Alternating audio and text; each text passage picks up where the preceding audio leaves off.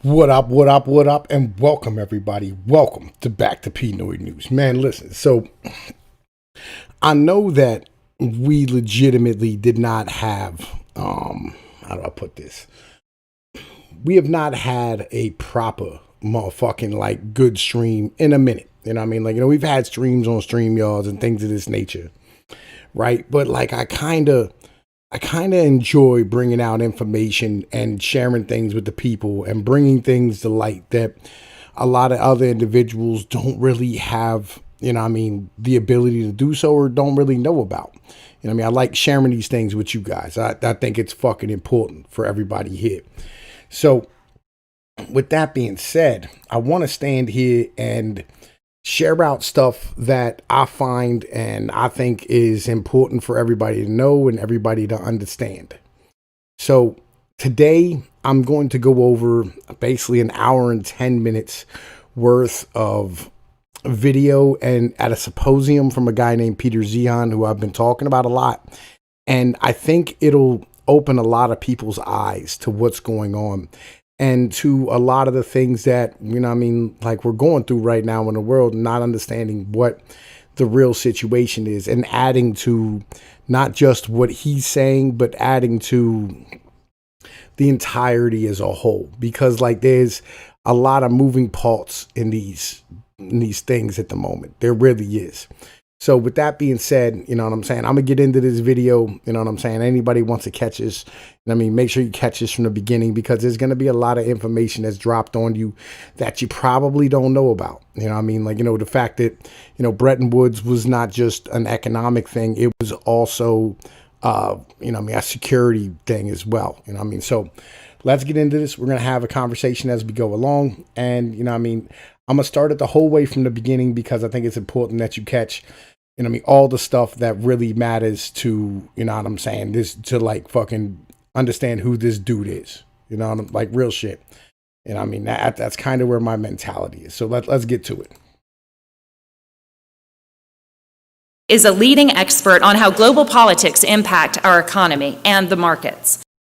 Peter Zeihan has a talent for predicting the future and has helped industry leaders navigate geopolitical risks and opportunities. His range of experience includes having worked for the U.S. State Department in Australia, all the way to founding his own firm, Zeihan on Geopolitics. His first book, The Accidental Superpower, debuted in 2014 and predicted the collapse of the global order. This was followed by the second book, The Absent Superpower, which came out at the end of 2016.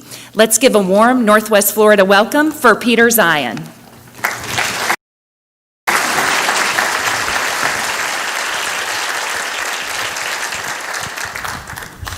That's what I was looking for. Great.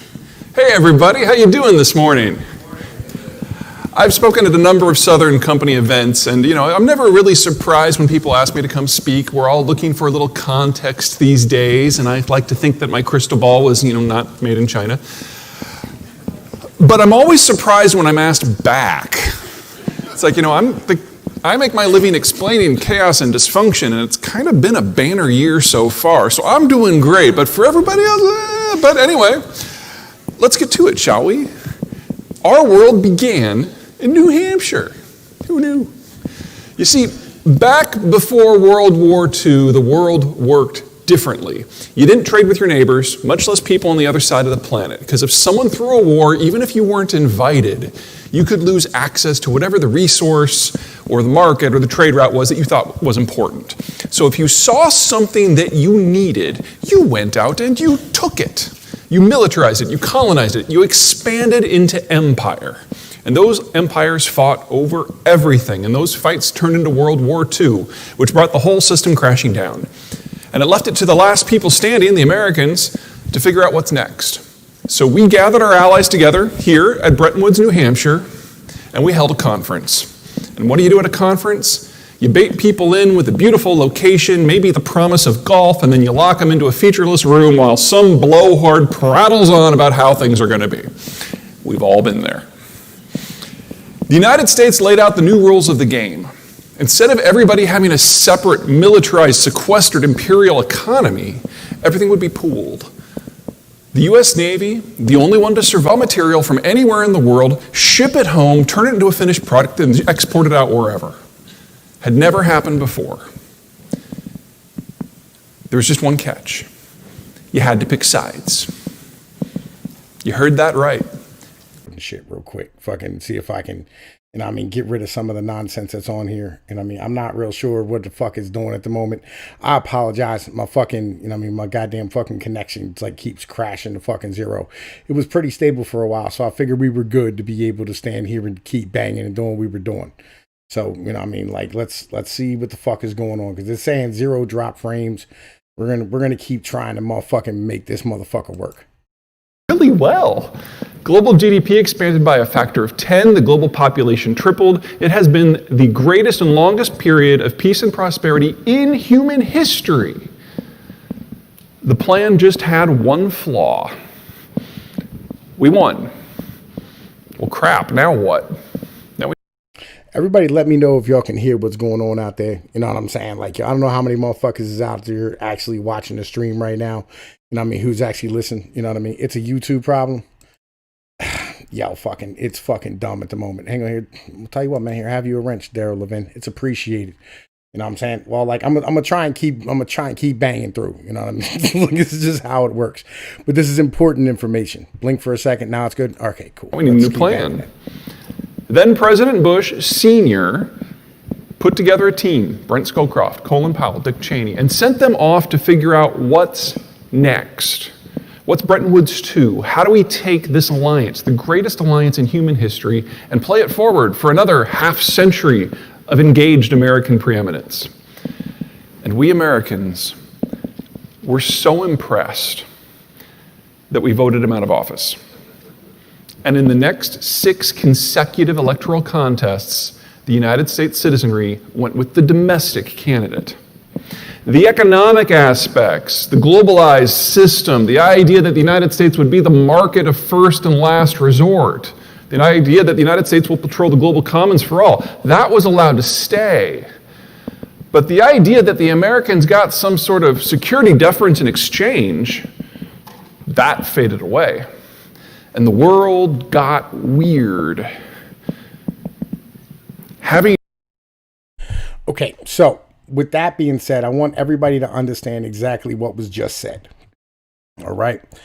Really simply put, we patrolled the world's oceans and became the world's, police, right? As part of a bribe to let individuals fight the motherfucking Russians the way we wanted to. And on top of that, to have individuals fight the Russians for us. Back when it was the USSR. And then once the USSR fell, individuals kind of stopped like giving a shit about what the United States was doing for them and like paying for all their security and, keeping their fucking trading routes open and things of this nature.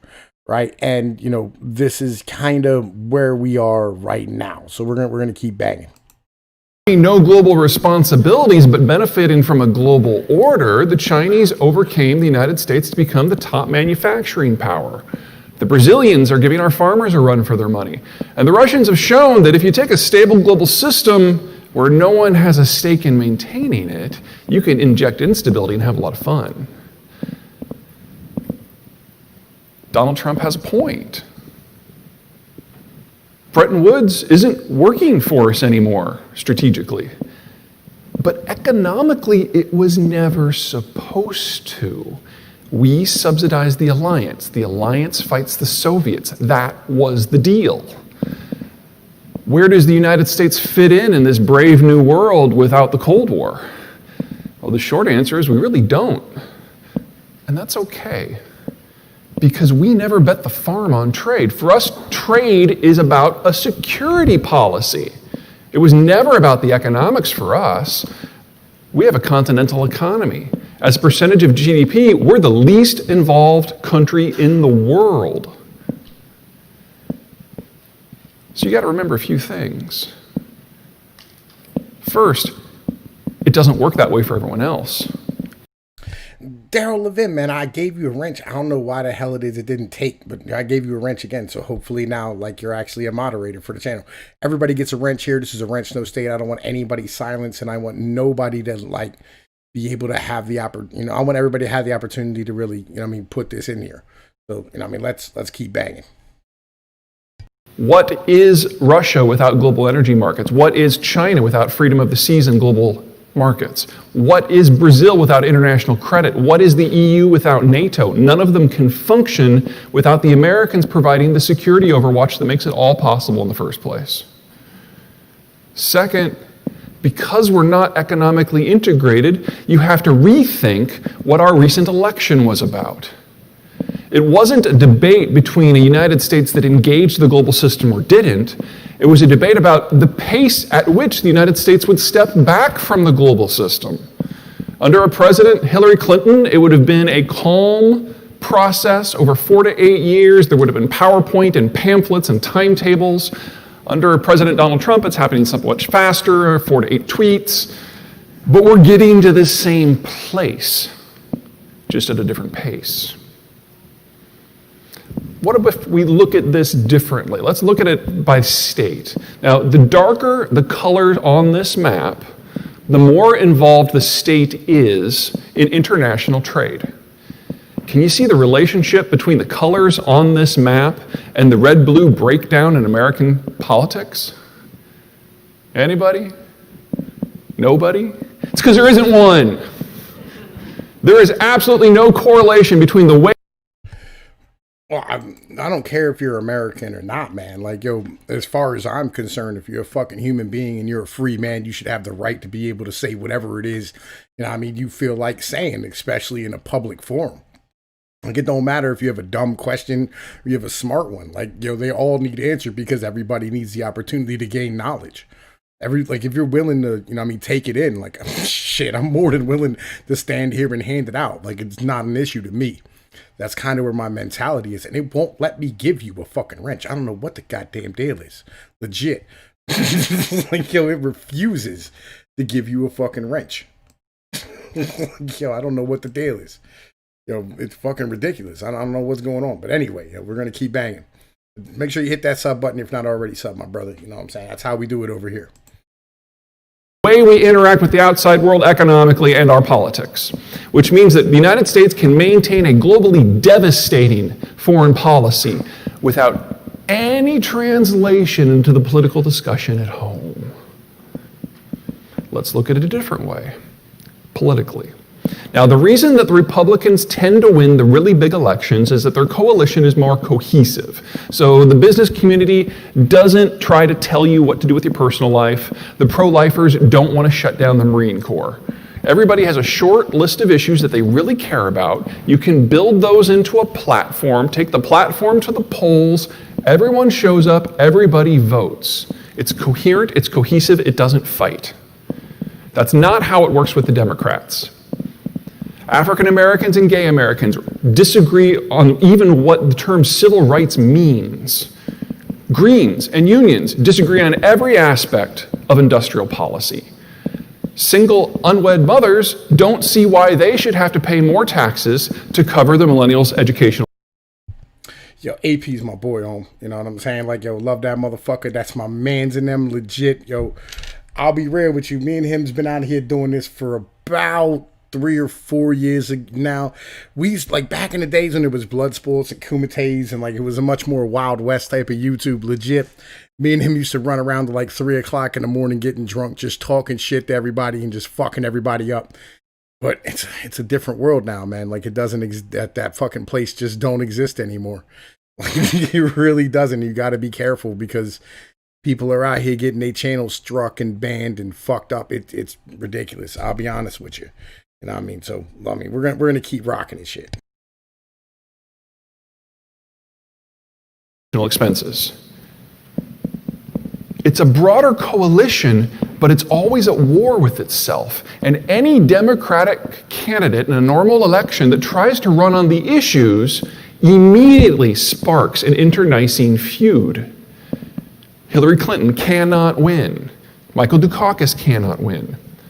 But if the Democrats can float a candidate who runs on charisma, papers over the policy differences, runs on force of personality, it's a bigger coalition, more voters.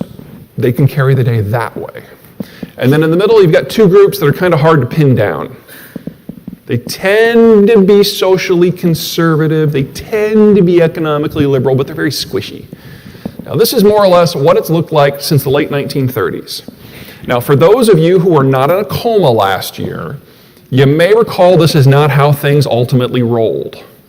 Again, let's start with the Republicans, the business community. You've all heard of campaign finance reform, right? 2016 was the first year at the federal level when those laws were fully in place. The business community was told not only is your money not welcome in politics, it's now a criminal offense. And the largest chunk of the Republican Party was shown the door. National security conservatives, the military, solid Republican voting bloc, until Donald Trump started picking fights with John McCain and Gold Star families.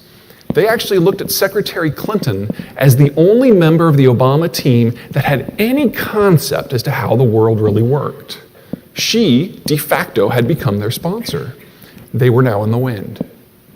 Evangelical Christians, solid Republican group until we found out that Donald Trump has been in 2 softcore porn films. If you're going to Google that, do it before lunch, not after, because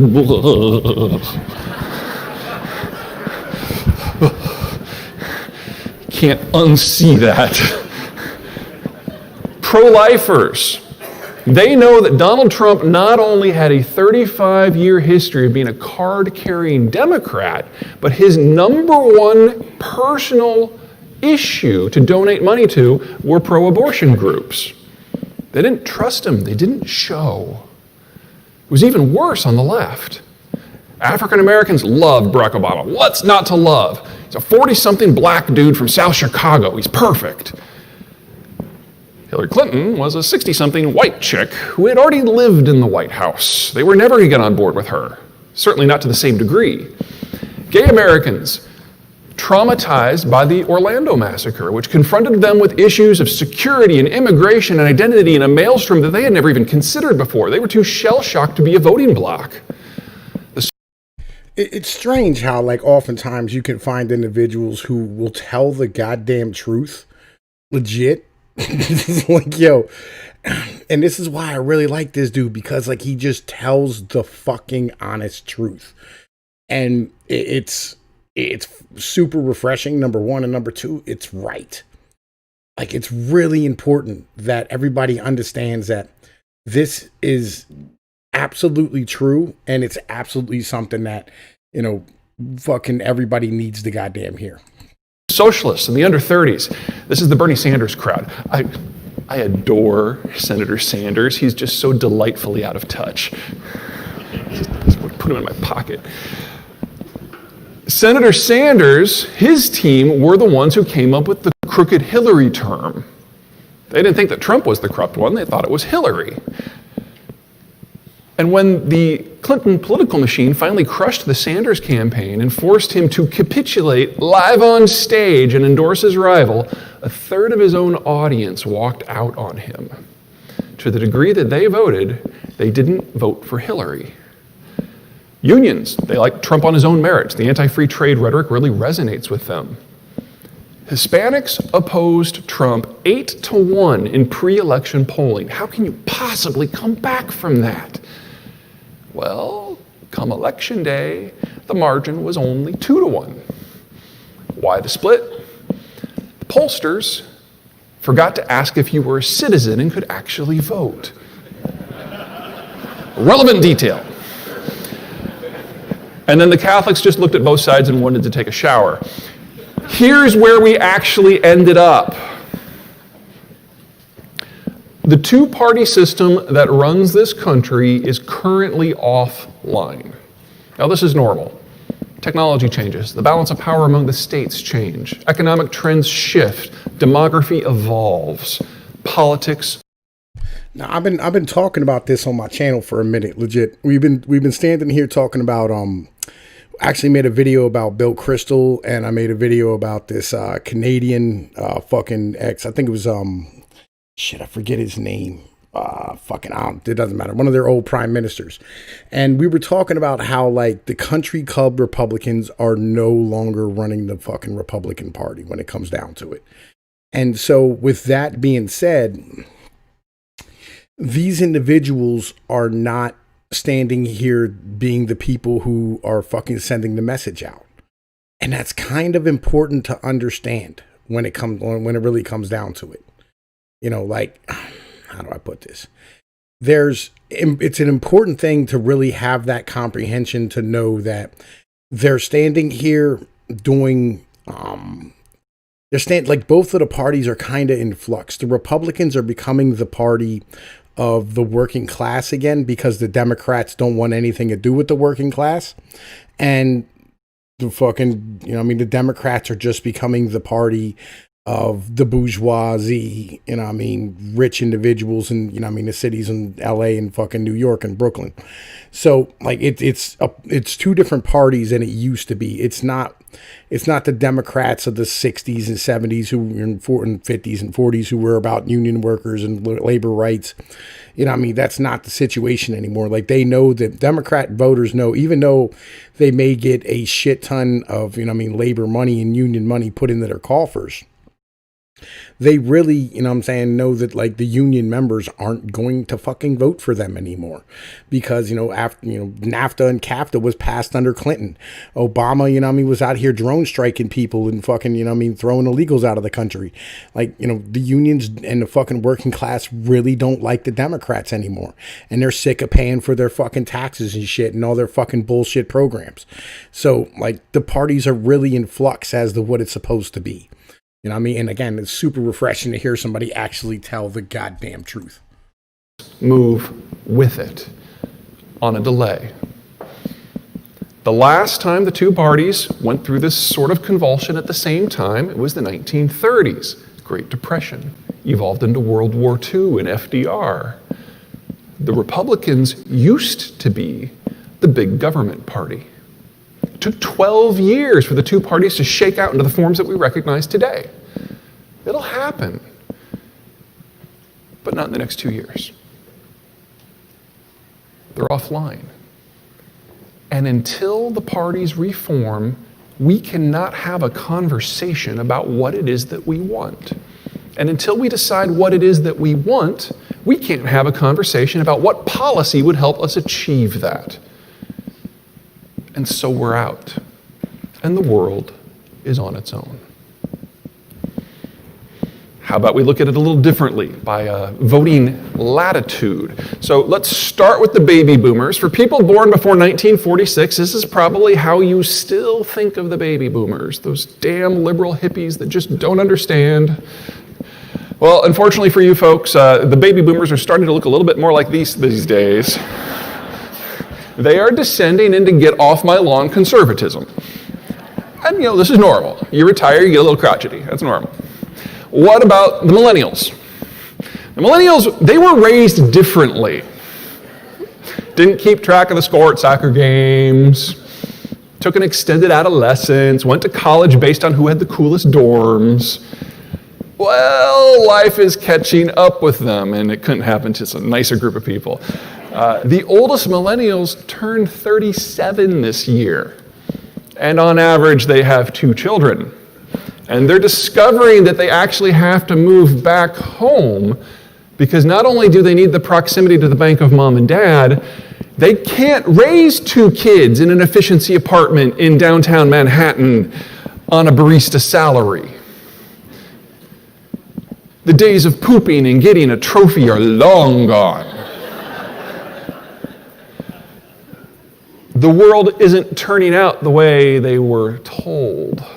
And they're becoming angry, and they are becoming bitter, and 45% of them voted for Donald Trump. Now, for the baby boomers, the shift towards narcissistic populism is normal. And the baby boomers will cease being a significant factor in American elections around 2030 to 2035, just because of mortality.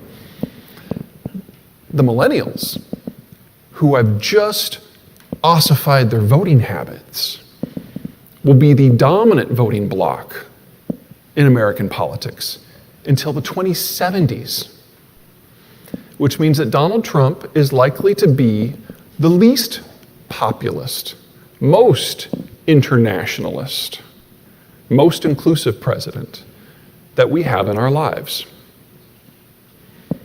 Now, whether that's something to celebrate or mourn, of course, is entirely up to your own personal politics. But it does mean that the era of the United States running the global system is over.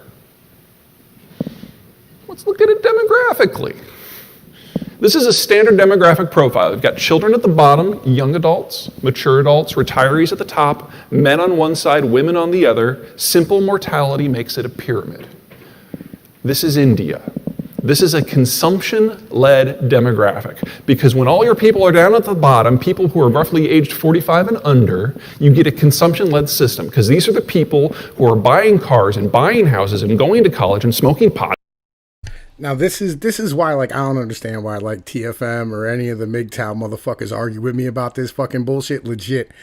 Because, like, real shit, he's actually talking about the same things that fucking they do and that we do all the fucking time. You know, you can't run a system without children.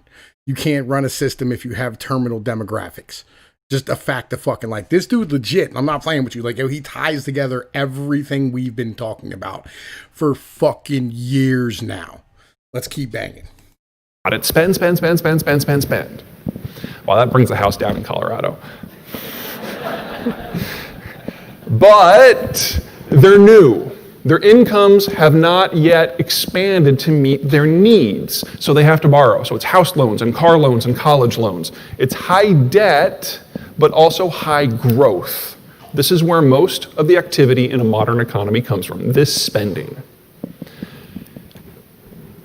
Not everybody's like that. This is South Korea.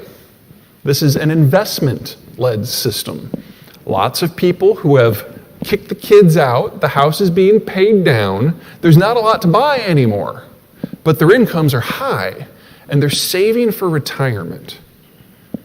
So they're socking cash away, it's going to investments, it helps the industrial base, it helps infrastructure, it helps job retraining, they move up the value-added scale. But because there's so few young people, this can only work if they have access to export markets. So a country like India can make it on its own after a fashion. A country like Korea has to be integrated into a global pool. And it's a starvation diet because eventually they're going to start looking like Japan.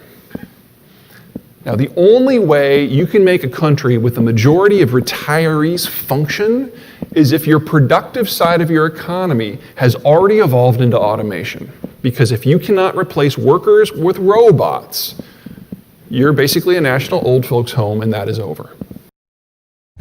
Again, and I'm saying, like, legit, I don't understand why it is that, like, guys, anyone would argue with me about any of this fucking shit. Legit. When I'm coming over here and I'm bringing this information out to you, it's because, like, it's highly important for people to understand. And by the way, there's Britain or Brazil is producing 0.7 kids per woman at this point. 0.7. You hear me? 0.7. Not 1.7, not 2.7, 0.7. These countries are terrible. Japan and, Korea, they're like 1.1, 1.2, right? Kids per woman. Real shit. These are fucking terrible. Yo, Monk Farmer, this has literally nothing to do with that. Right? Real shit. I'm with your ideology, just from like a political aspect and from like being responsible, right? Yo, Tedros Balema, welcome, my brother. Welcome. It's nice to see you out here, right? Yo, this is important. I fucking told y'all, you know what I mean? Like, real shit. But Monk Farmer, this, actually, the reason why Korea and Japan are the way they are is because, like, real shit, dude. I have given you a wrench. I actually went onto YouTube and tried to give you a wrench, and it didn't work. I'm guessing, like, your country won't let you have a wrench, right? But all these individuals moved into the cities, right, from being farmers. And on a farm, like, kids are, helpful, because they help you get the work done. And then once you move to a city, like, kids are a luxury item because having, 3 kids in a 2-bedroom apartment is fucking terrible. It's really hard to raise kids inside of a city because they don't serve any purpose because they can't work. And especially in places like Japan and Korea, which have massive amounts of laws against child labor. They're not like India or fucking Pakistan or fucking Uzbekistan, where the kids, they walk barefoot down the fucking train tracks to go, put together somebody else's Nikes and shit. But it's good to know that the fucking chat is working. You know what I'm saying? Legit. Let's keep banging though. Because this is an important motherfucking video. Like, I think all y'all should be watching this and listening to this and enjoying this the same way that I do. Japan, of course, is the world's leader in automation.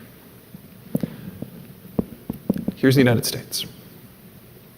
We've got a chimneyed demography. We're somewhere in the middle. Oh, VV, you wonder what's going to happen? Well, I'm going to show you. I'm going to show you exactly what is going to happen when we stop being the world police today. That's what I'm here to do. I'm going to show you that. It's very important. Just stick around, hang out, get you some popcorn, get you a snack, whatever the case might be, because I'm going to fucking sit here and show you what's going to happen. We're going to go through all of it. All right. It's fucking important that we go through all of it. And you know what I'm saying? Like, because I've watched these lectures like 1,000 fucking times and most of them are all the same, but legit, we're going to get into all of it. You know what I mean? I'm going to show you what's going to happen when we stop being the world police. It's going to be fucking beautiful. I'm going to show you what's up. All right. Let's start at the top with the baby boomers. Largest generation we have ever had in this country as a percentage of the population. There are so many boomers, and they are in that capital-rich demographic, that they and their savings have made the United States capital-rich. Exorbitantly capital-rich. Unprecedentedly capital-rich. Too capital-rich. Because all of those investment savings, chasing the same number of economic opportunities, have spammed money over everything that they could possibly invest in. And it's pushed down the rate of return on capital, in some cases, to negative rates. And this has forced them to be ever more aggressive, going out looking for things that they can invest in to make that mythical extra 1% of return. And they have been forced to invest in things that, in retrospect, were probably not the best idea. This is subprime. This is Enron. This is brick. This is disco. None of this should have ever happened. And by 2022, the majority of the baby boomers will have moved into retirement. And all of those risky investments will have to be liquidated. And all that money will come home. Yo, Monk, you do live streams? I had no idea. You know what I'm saying? Legit. Yo, dude, I've been talking about this for... You need to invite me on. Like, we need to talk about this because I've been covering this for like fucking 3.5 years now. Legit. Like, I have knowledge that you probably don't have about things because I've been legit deep diving on this for years and nobody's been listening. Well, people listen. Like, it's actually some of my best videos are like, you know what I mean, my fucking, you know what I mean, my pension crisis videos are actually some of my best. Even on BitChute, they do really well. They got thousands of views over there. But like, real shit, dude, you need to fucking invite me on. Like, real talk, dude. Like, like real shit. Like, we got to do some shit. But here, fucking pay attention to this video because it's going to give you a whole bunch of more information and more knowledge and more weapons to understand exactly what's popping off in the world right now. This guy's fucking brilliant, legit. We're going to keep banging. We're going to keep banging. And exist not as stocks and bonds, but as T-bills and cash because they can't take the volatility. Yo, word, like, yo, you lack the technology. That's why you follow me. It's great content. Yo, I'll be real with you. It doesn't take a lot of technology to do this. Contact me after the show. You know what I mean? Legit. I'll fucking see what I can do to, like, you know what I mean, help you out because I have some ways of doing things that you might not know about. And you know what I mean? Like, I'll see if we can set you up with some shit. You know what I mean? Legit. Because I always love helping individuals, you know what I'm saying? Build their shit, you know what I mean? And get better content out here. You know what I mean? No, you have more subs. So, like, you can come on my show and I'll fucking push people over to you. I don't give a fuck if you're talking about the right stuff. In fact, drop your fucking channel link in the chat. You have a fucking wrench. Make sure everybody go sub to this dude. Click on Monk Farmer's name. Go sub to his damn channel right now. This great period for the last 15 years, the most capital-rich period in history, is about to go into screaming retreat. And the cost of capital will at least quadruple. Gen X, that's the next one down. That's my generation. I am right here. This red bar, that's 1974 birth year, smallest birth year in U.S. history. There's some things that are... By the way, I'm in the next bar right below that, which is the next smallest birth year in U.S. history, which I don't know why, because legit, when I went to school, they were legitimately adding fucking like trailers and shit to schools to fucking expand them because there was too many motherfucking kids at that point. And like, I know now there's not as many fucking kids as there was when I was younger. Like, I don't know what the fuck is going on. Really working for Gen X right now. Because the baby boomers have all this cash and they're really not risk averse, I have been able to refinance my house 5 times in the last 6 years. So 2.04% for my mortgage is freaking awesome. But by 2022, just 5 years from now, all that money goes away. All the boomers become retirees, and instead of pushing all this cash into the system, they'll be drawing cash out of the system in the form of Medicare, Medicaid, and Social Security. The capital glut will become a capital shortage, and it's up to my generation, all 11 of us, not 11 million, just 11, to pay for the retirement of 75 million boomers who have never balanced their checkbook.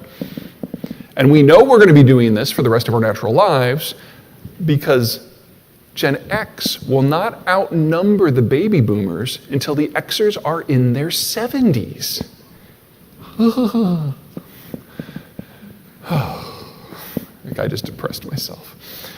And then there's the millennials, those neurotic, narcissistic, omnipresent millennials.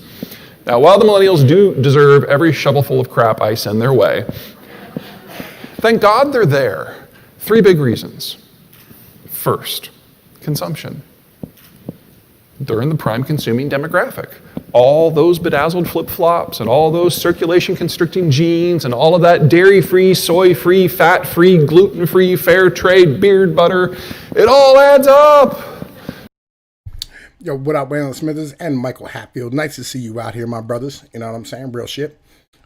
We are going over a video from Peter Zeihan, and it is going to break down exactly what is happening, what will happen, and the reasons why. You know what I'm saying? Monk Farmer, you are not fucking wrong about that.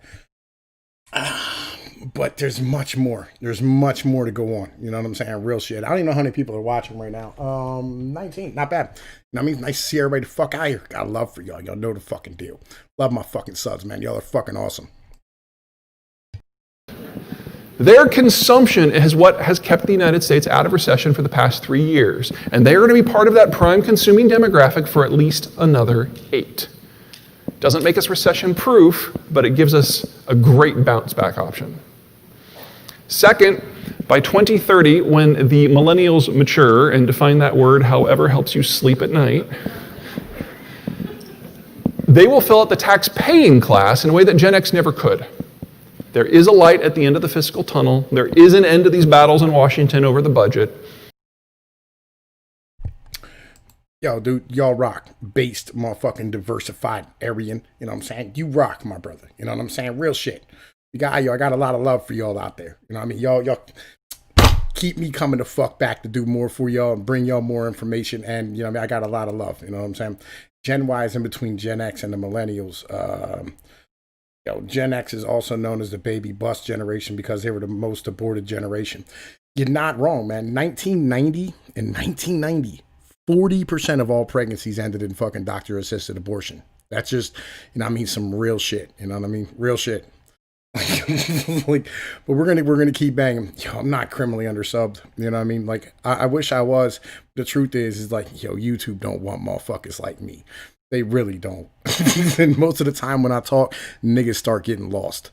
Like, yo, just fact of life. Y'all some smart motherfuckers out here listening to me. Real shit. And there's a lot of dudes who is motherfucking like way smarter than motherfucking I am and shit. And that's the reason why, like, you know, I keep trying to push myself to learn more information is to keep up with a lot of y'all. All right, we're going to keep banging and shit. It is not a train. It's just a millennial wearing the new eye boxers. Yo, Bloodletter, you fucking cool, man. You know the situation. let's keep paying attention to the video before we keep sucking each other's dicks and shit. It's getting weird in this motherfucker. Whatever it's going to be. Could be worse, could be a lot worse. Because third, we think of the millennials as omnipresent, but they're not. Everywhere else in the world, there was a baby bust that started around 1970. And if you look at the developed world demography with the United States pulled out, this is where they are. So today, courtesy of the millennials, the United States is the top consuming power. And courtesy of the boomers, we are the top investment power. And in just 13 years, we're the only consumption power and the only investment power. We are in the midst of the great transition, an economic evolution more extreme. Yo, it's all right, Bloodletter. You know what I'm saying? Like, legit. We've been, going back and forth.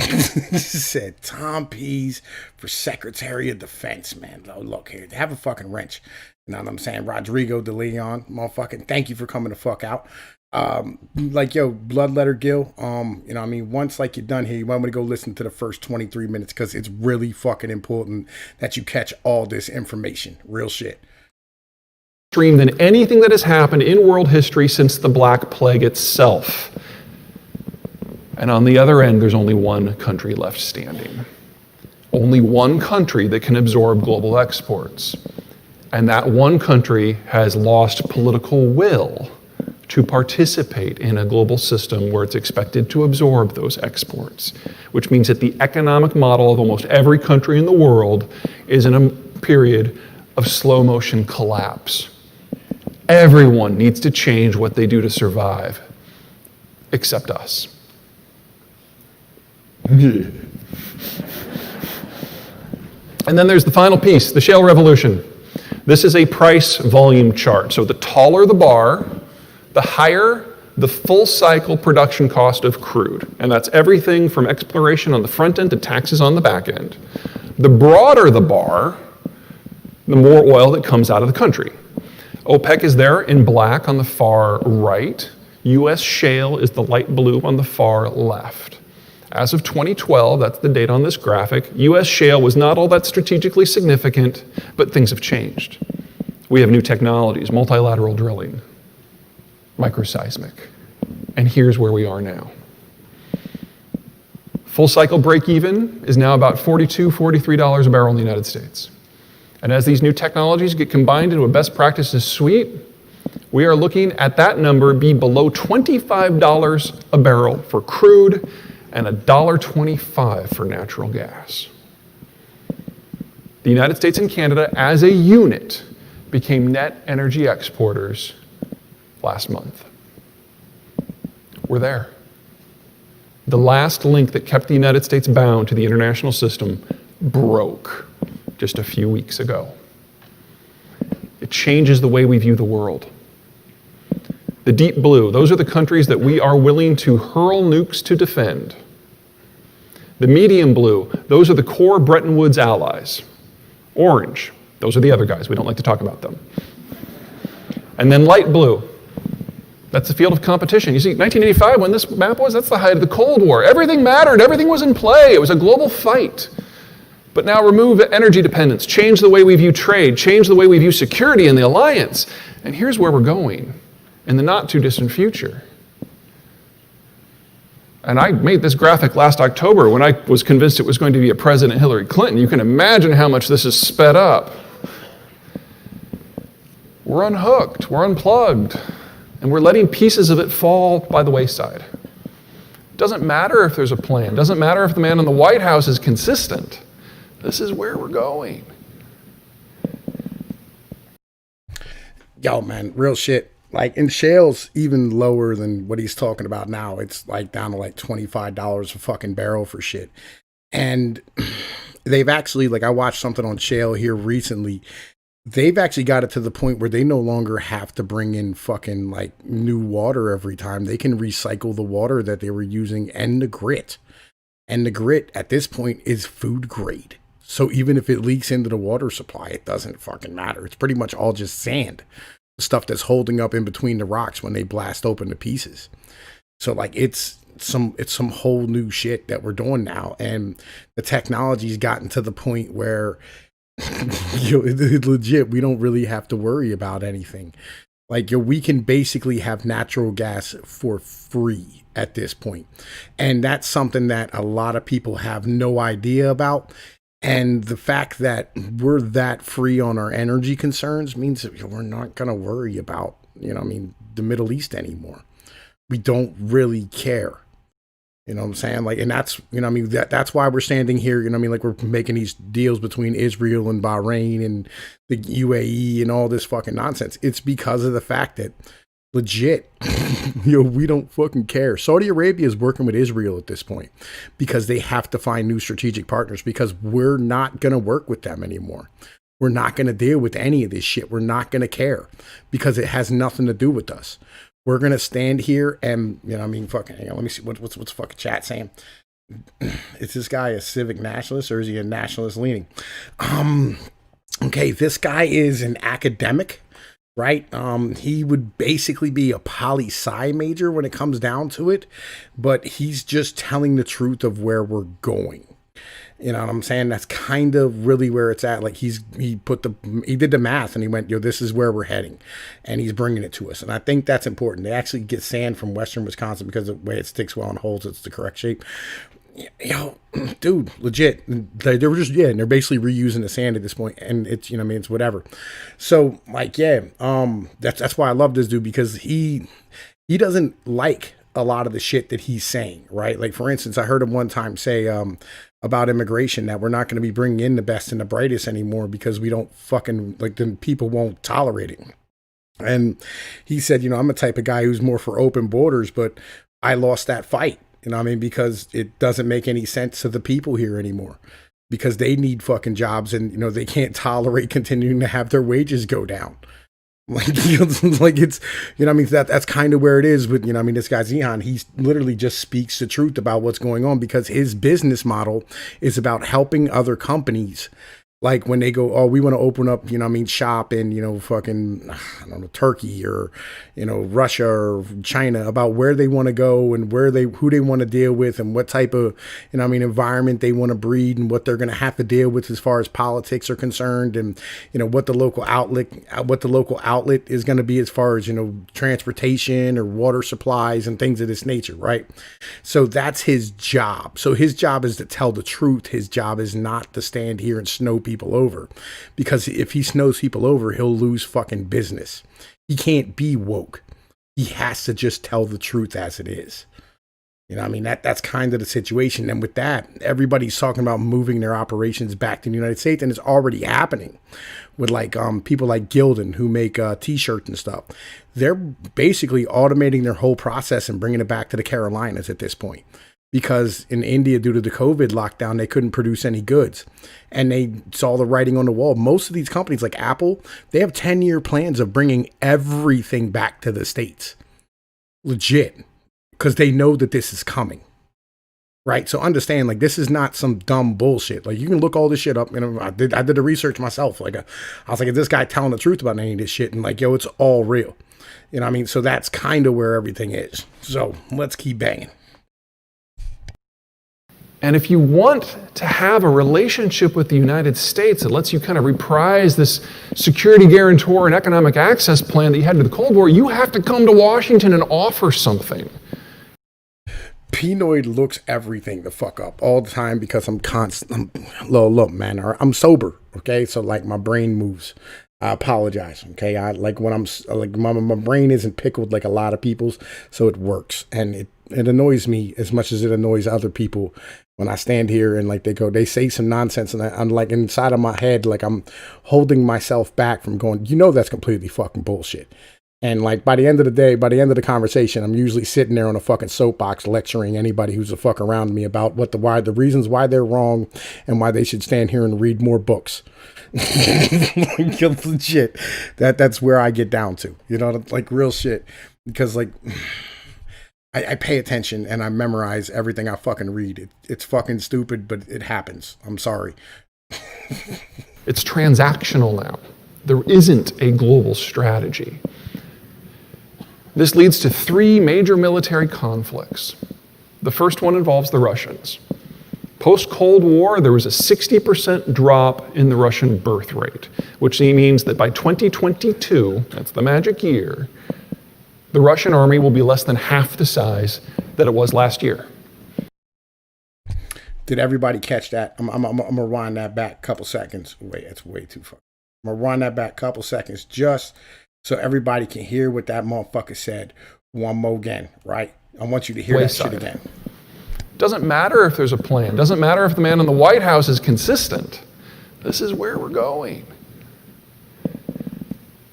And if you want to have a relationship with the United States that lets you kind of reprise this security guarantor and economic access plan that you had to the Cold War, you have to come to Washington and offer something.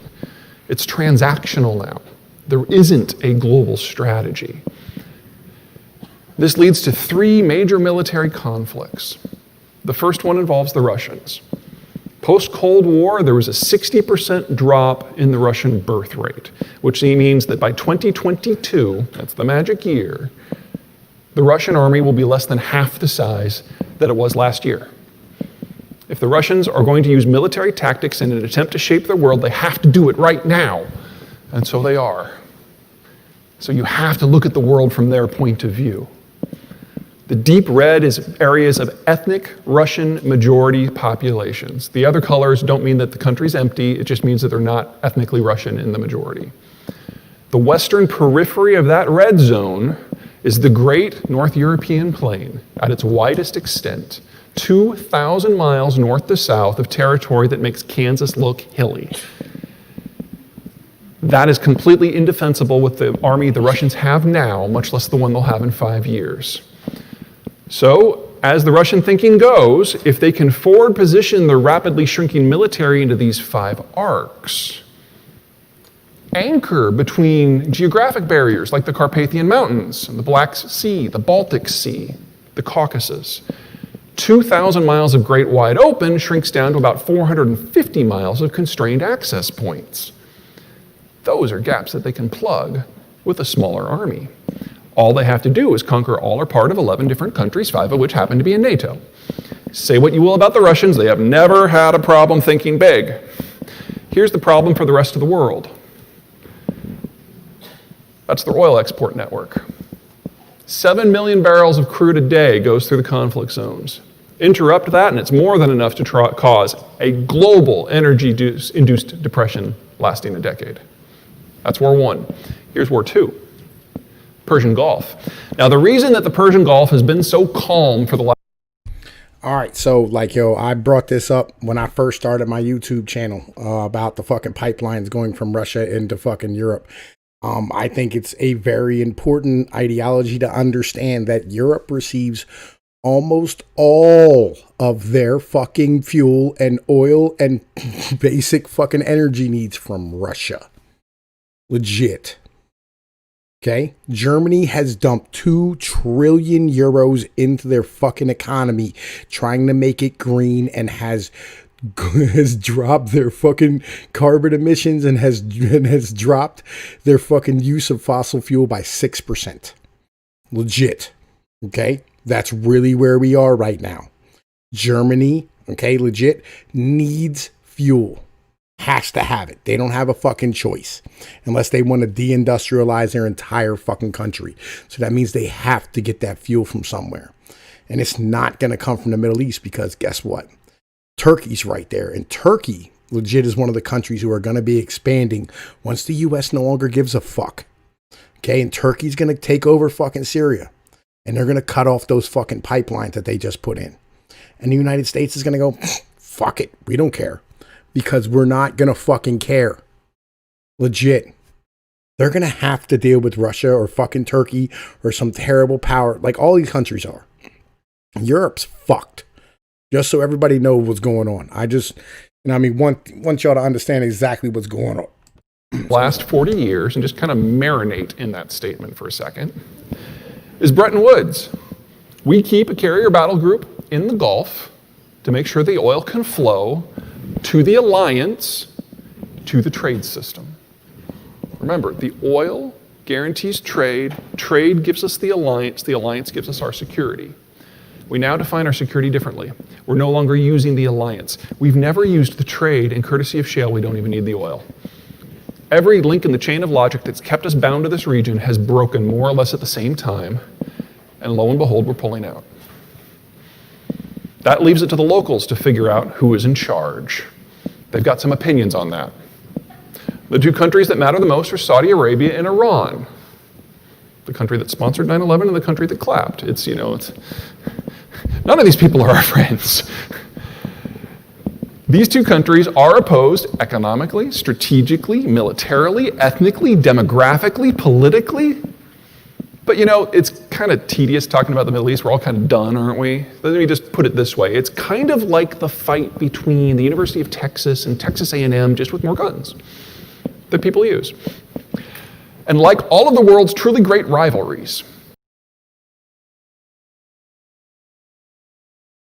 eventually fans end up in the wrong bar. So down here at the UT Tower, you've got the Guar Superfield, which is the world's largest oil-producing asset, immediately adjacent to the Abqaiq. Yo, Turkey already holds a part of fucking Syria. Legit. They're already holding a part of Syria just to begin with. They basically run that fucking country right now as it is. You know what I mean? It just, once the U.S. is done pulling out, like Donald Trump's been trying to pull out of that motherfucker forever. Like, yo, and he went on stage, you know what I mean, a little bit ago, like beginning of this year, middle of this year, something like that. And he said, the military industrial complex is trying to stop me from leaving Syria. And like, it's, again, you know what I mean? Like, this is the end of the world order. Like, this is the end of the United States dealing with all this bullshit. It doesn't matter who gets in office next. Like, it's over with. Like, this shit is done with. You know what I mean? It's because there's no reason for us to keep fucking doing it. Like, the United States citizens are not going to tolerate this for too much fucking longer. Like, it's just a fact of life.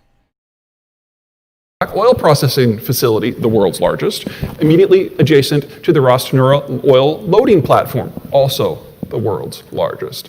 And in the Austin metro area, you have 2.5 million religious Shia living in Sunni Saudi Arabia.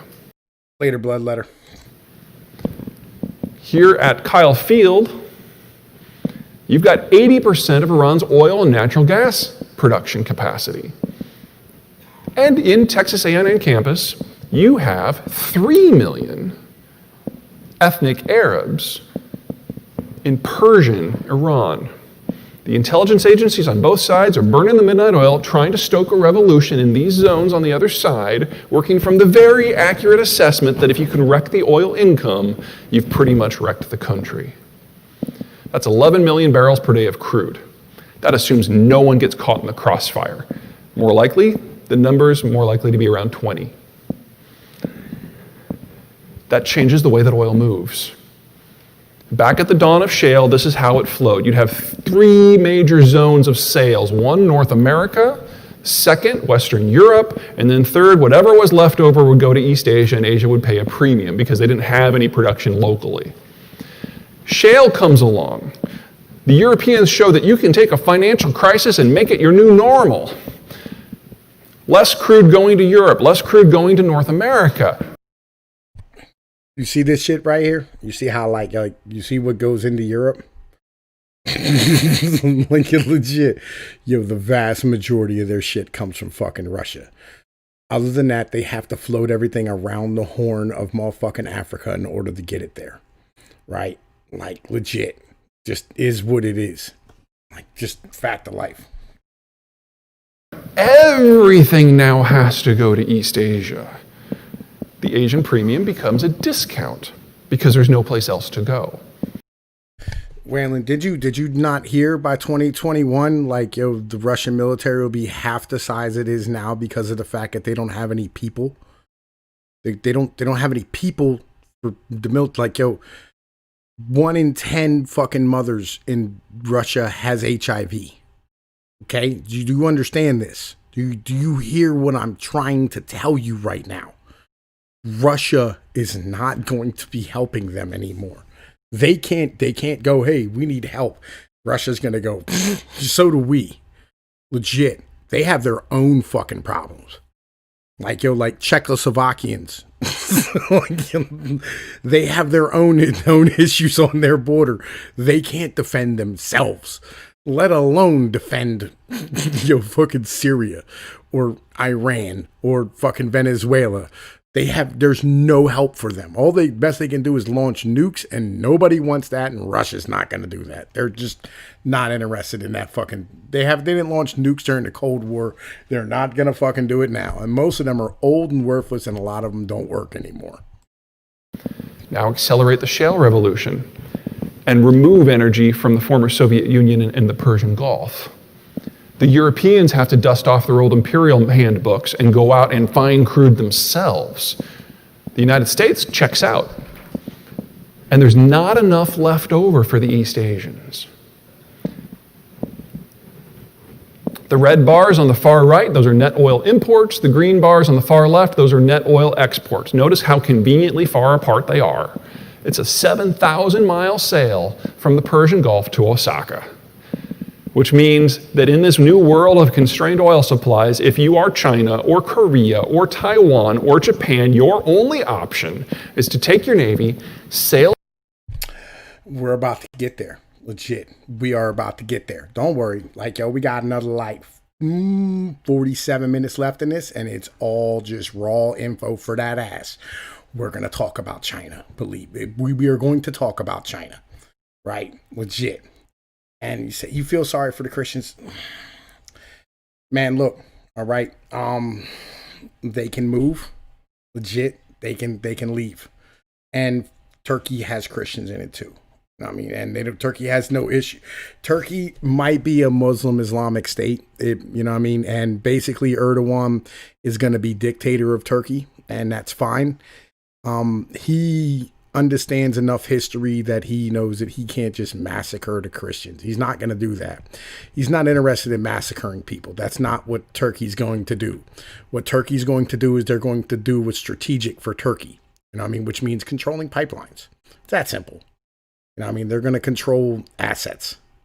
They're going to go after people who are selling this drug called Captagon in there, which is highly lucrative because they're selling it to all the people down in Qatar and the UAE and Saudi Arabia, and it's basically like a mix of heroin and fucking meth at the same time, and it's something that these guys fucking love because they take it and then they stay up all night partying and fucking bitches and doing whatever nonsense they want to do, jerking their penises, off and fucking shooting it on top of them fucking camel spiders and shit.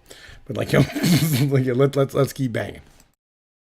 Sail it around East Asia to the Persian Gulf, pick sides in a centuries-old blood feud, load up the crude yourself, convoy it home, and hope to God that no one tries to take it from you. Now, if this were anywhere else in the world, I'd be really worried, but this is East Asia, and if there's anything that we know about Japan and Korea and Taiwan and China, it's they've got a centuries-old history of brotherly love and cooperation, and nothing could possibly go wrong. We're going to get hot shooting wars in these three zones, where maritime traffic isn't so much a casualty as it's the target. That's 80% of global oil shipments. That's 75% of global manufacturing supply chain steps. That's 75% of global agricultural shipments. What do all these zones have in common? The United States doesn't care. Our energy is local, our food is local, and we're now on the verge of a system where manufacturers have no choice but to put their facilities in secure locations where inputs and production and consumption aren't just safe, they're co-located. And the only place in the world that happens is North America. We are in our second industrialization period right now, and it's accelerating. And that's before the shots start getting exchanged. It's not that Americans are checking out because they're cold or ignorant. It's that we're isolated. The tan area on this map, that's the greater Midwest system, single most productive agricultural zone in the world.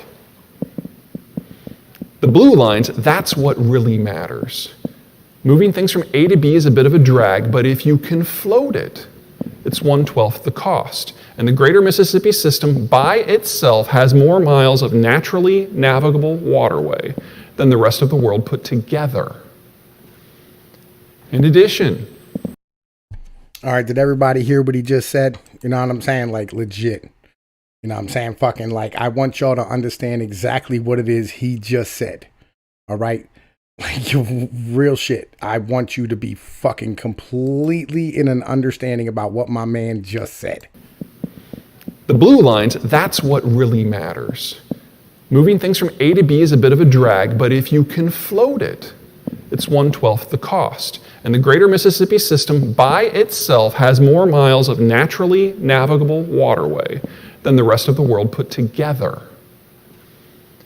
In addition, deserts and mountains to the south, lakes and forests to the north, ocean moats on either side. Not only do we have the richest chunk of territory in the world, we have the most securable. Decades of bipartisan effort have yet to screw this up. And we're not going to figure out how to do it in the next 4. We're good. This is natural. This isn't policy. It's stuck. For better or for worse, we are condemned to being a superpower, just a disengaged one.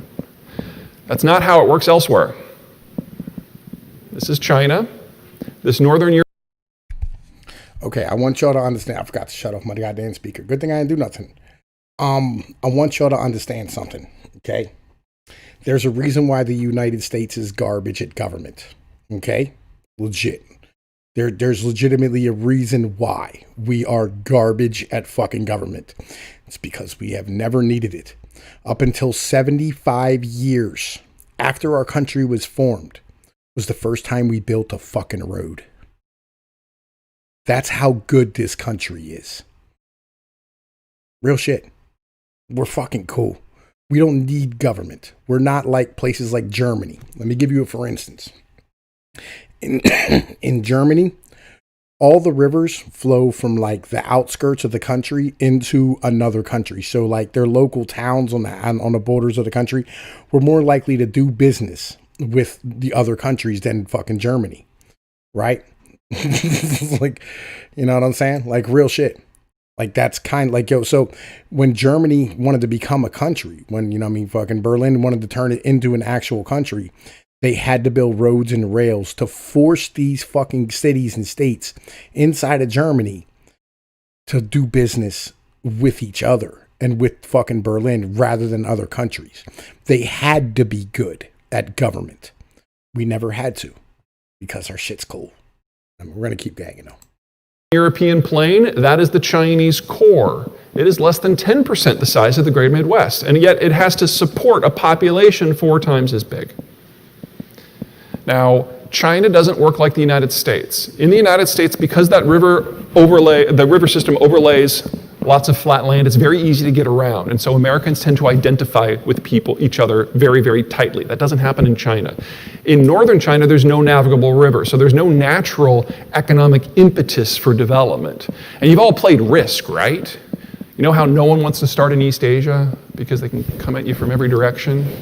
That's northern China. There's no internal barriers. So it took 3,000 years of war and ethnic cleansing to consolidate that into a single ethno-political group that we know now as the Han Chinese. Northern China isn't home to the business folks. It's home to the nationalists, the militarists, the politicos. The industrialists, they live in central China because the Yangtze is one of the world's great rivers. It's 2,000 miles long end to end. This is where the manufacturers are at home. And then down south, you got something completely different. The terrain is very rough. It drops into the tropics. And the same thing happens to a northern Chinaman who goes into southern China as an American that goes into Honduras. They start getting bit by strange bugs. They start changing colors, and then they die horribly. It's a disease belt. The greater Hong Kong zone, that southern Chinese coast, that has always been the last piece of China to get amalgamated into any sort of unified China. And this most recent iteration is no exception. How do you get these people to be on the same side? Well, there's 2 things you do. Number 1, you beat the crap out of anyone who steps out of line. It's a national security state. You don't give the option for dissent. Second, you bribe everybody. You take all of the savings of the population, give it to the 4 big state banks, and they divvy it out to any company who can promise employment. Not a product, not profitability, not expansion, employment. Because if people have jobs, even if they're jobs where they do nothing, then they don't have the time to get together in large groups and go on long walks together. Just ask the Politburo, that's how they got their jobs. This is total lending from those big four state banks. Now, back here in 2007, this is the year of American subprime. This is the most overcredited year in American history. Total Chinese lending surpassed total American lending in that year, despite the fact that their economy was less than 1/3 the size of ours at the time. Then, because of the Asian financial crisis, lending tripled over the next 18 months because they couldn't shut down operations just for the silly reason that nobody was buying their crap. They couldn't fire anyone, so they just kept going. Now, it looks like they kind of got it after control, but no, they just found new ways to force feed money through the system. My personal favorite is their insurance program. For about a year, you could actually go out and purchase an insurance product for some new widget that you had yet to design, and then 48 hours later, cash in the policy because the product failed. Love it. Just fresh ways to shove in credit. The Chinese are realizing that something is very wrong.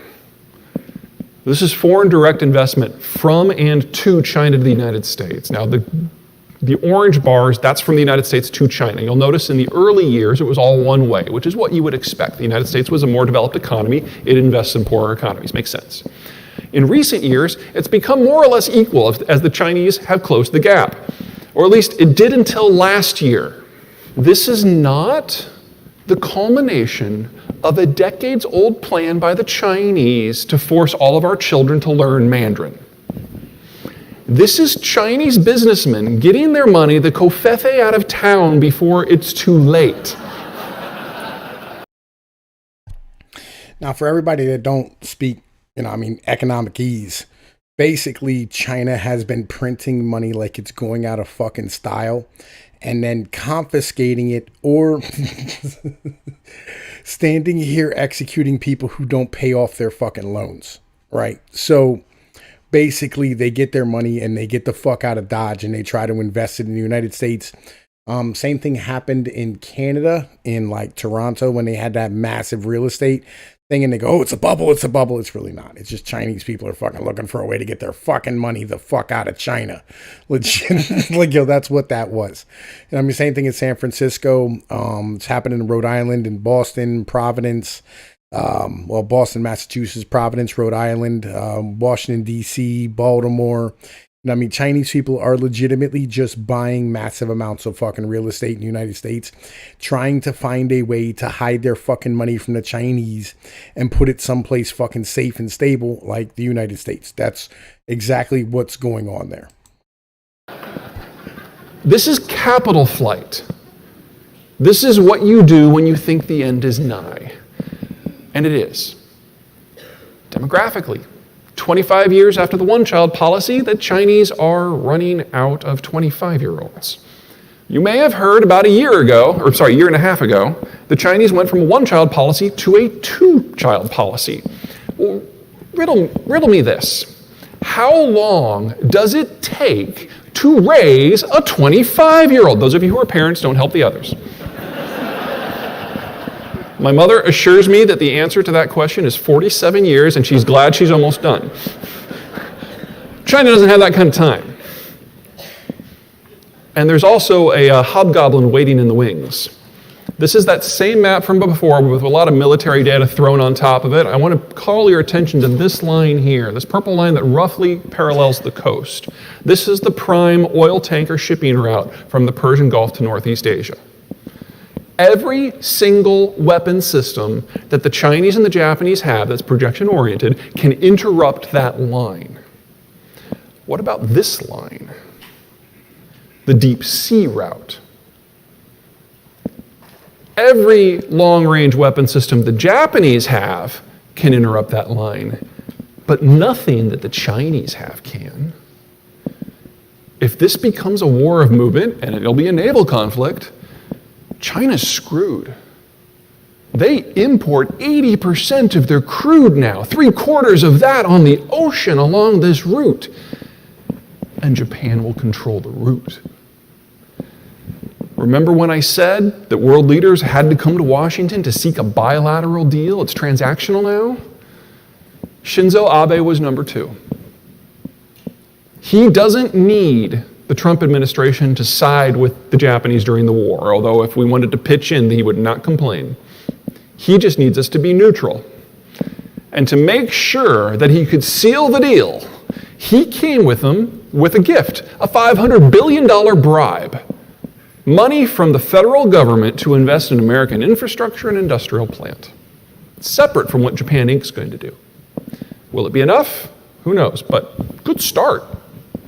He understands who he's talking to. Back in China, things are getting real, really fast.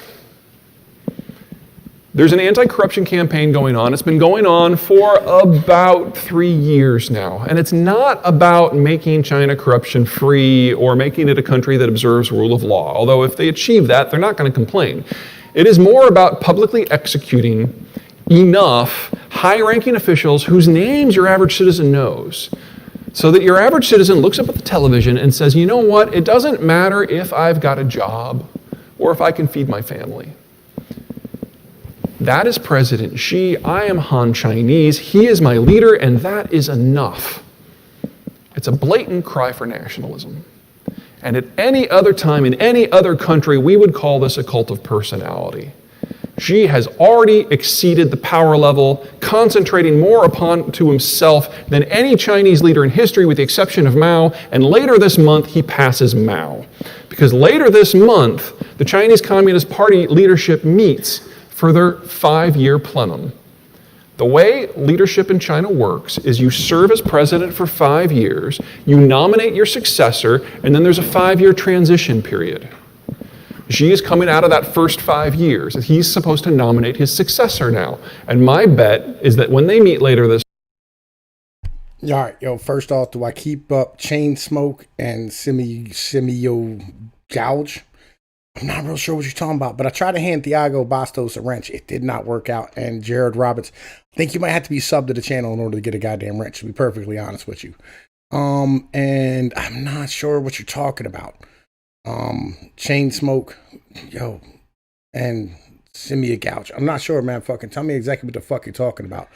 But yeah, man, I smoke way too much. I need to fucking quit. I'll be real with you. I need to fucking quit.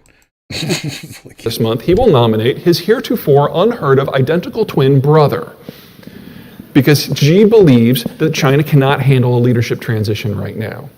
With the global economy in flux, with their demographics collapsing, with trade that they're so dependent on likely to evaporate.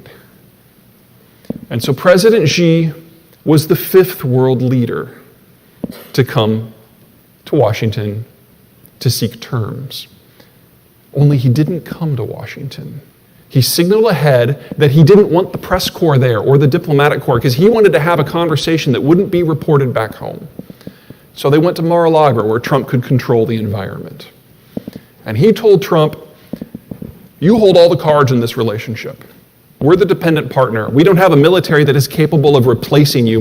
We can't even break out of the first island chain. We can't get past the Japanese, much less run some sort of global system. Our economy, our financial structure, our demographic structure, it's all terminal. Please don't kick over the apple cart. Let's talk about whatever you want. Let's talk about North Korea and the South China Sea and cybercrime. Let's talk about all of it. Whether or not you believe Xi is not the point. The point is that Trump believed him enough to not lower the boom right then and there. And in bilateral relations, the United States has actually seen more progress on trade issues, on intellectual property, and on North Korea than we have in the previous 15 years. Is it enough? No. But the Chinese understand exactly where the power balance is. Now, after we have this leadership transition, will the mood change? We'll see. We'll know real soon. On a considerably less cheery topic, there's Europe. This is where it's at, the Northern European plain. It's the second densest concentration of rivers overlaying arable land in the world. But because leftists are dumb. Like, yo, leftists can't do math, so why would they understand anything? Legit. Like, yo, why? All right. Not only that, but leftists aren't taught any of this shit. You know what I mean? And this is why I'm bringing this to y'all. This is why, I bring it to the world. You know what I mean? I think it's important. The more individuals hear about something like this, the more the better off this country is as a fucking whole. Legit. So it's kind of on this level where, like, the world has no idea what's going on. And Jefferson said it, or was it Franklin? It was Jefferson or Franklin, one of the two. He said a well-informed electorate, you know what I'm saying, is necessary for, you know what I'm saying, the continuation of the nation. And so it's an important thing that we're all, like, educated about things. And there's a lot of people out here, legit, like, smart people, who's going to stand here and tell you, oh, man, China's going to catch up to the United States. You know what I'm saying? Like, like, yo. All right. So here's the deal. China has a navy that outnumbers ours. Right? You know what I'm saying? You know, I mean, yeah, that's kind of the deal. They're not blue sea capable, right? And not only that, they have a third of the tonnage that we do. And we're going to get into this a little bit. Don't worry about it. We're going to get there. Just give me, you know, I mean, just give it a little bit. We're going to get into that whole fucking mentality about the fucking Navy and shit. Just give it a second. But unlike the greater Mississippi system where it's all linked into a single network, these are all different. There's 13 major river networks. None of them interconnect, so you have French rivers and Dutch rivers and German rivers and Polish rivers and Russian rivers. Identity clings to the river valley, differentiates rather than unites. But it's flat, it's well watered, there's good transport options. Development is easy here, it's just that war tends to be easier. You move out of that zone and it gets weird fast. You get islands, highlands, arid zones, fewer rivers. So development's easier in the north, it's harder in the periphery. And the Europeans decided to put this all into the same system. What the Euro has done is taken what is special about the north and allowed it to take over. Because if development is harder in, say, Sicily, and all of a sudden you're in the same currency zone, you can't use currency policy to equalize. So 15 years of the like, yo, this is an old Nazi ideology, right? Hang on. The British and the Nazis, and the Europeans in particular, back in the day believed that geography had a lot more to do with your culture and your people and your technological ability, right? Yeah, that's kind of the deal. That's kind of the deal, fucking Adam Hartz, right? Like, yeah, exactly. You know what I'm saying? No. China has 30 Jeeps and the USA has 29, fucking has 19 tanks and, you know what I'm saying, 10 fucking F-35s or whatever the case might be. That's kind of the deal. Anyway, right. So, yeah, Lee Fuentes, this is kind of like something that came out of the Nazis' mentality of, you know, going geological determinism. In the same way that you have biological determinism, you know, like if you're black, you're going to be dumb. If you're, you know what I'm saying, if you're fucking Jewish, you're going to be greedy, that type of thing. But like when it comes down to geography really leads you into, you know, like your culture's ability to do almost anything. You know, if you're going to be from the mountains, you're going to be, you know what I mean, kind of like fucking more rough around the edges. If you're from the coast, you're going to eat a lot of like, you know, fucking foreign foods. If you're from, you know what I mean, an inner city, you know, you're going to end up, you know what I mean, not having a problem with homosexuals and shit. That's kind of the deal. Moon-based radio, what did you miss? A lot. We've been going for an hour and a half. Go back to the beginning and start over. Legit. Like, you missed a lot. I'll be real with you. I'm sorry. You missed a lot. This is one of the most important streams I've ever done. You know what I'm saying? And that's why motherfuckers have legit just stuck around the entire time. But this is geological determinism. You know what I'm saying? And it's something that fell out of popularity a long time ago, but you have to understand geography when you're talking about people, when you're talking about politics, when you're talking about transportation and logistics. Like, yo, all these things have to do with your geography. Legit, it is very difficult to keep people who live on a plateau all fucking linked together because, like, yo, when you're on a bunch of different plateaus, running roads and rails are going to be very fucking difficult. You know what I mean? There's not going to be a lot of rivers for you to float things down. If you don't have any waterways, it's going to be really expensive to move shit around. It's going to make your society very, very difficult to move up the value added chain. Like, yeah, you're going to have to rewatch. Legit. But, I'm going to keep banging on this video right here. It's an hour and 10 minutes. We're at the 47-minute mark, so we don't got a whole lot to go yet. I kind of been letting it rock a lot. Just because, this dude legit breaks shit down really well. And, I'm just going to add things in here and there, where I can. The Eurozone, 17 years of the Eurozone, has basically unwound and hollowed out 50 years of economic development in the periphery. With every day that the Euro continues to exist, the periphery falls further and further behind. The only way that you can make a system this weird work is to change the rules of the game, to bring in an external security arbiter who says that war is no longer legal.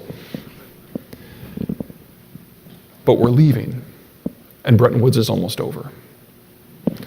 So what's going to happen? The country that matters the most, the man in the middle, the Germans. 4 rivers, the densest footprint for capital generation in the world.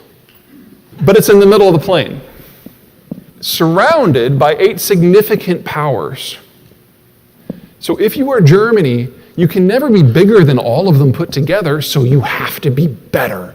Better infrastructure, better skilled labor, better industrial plant, better educational system, better financing terms, more efficient government.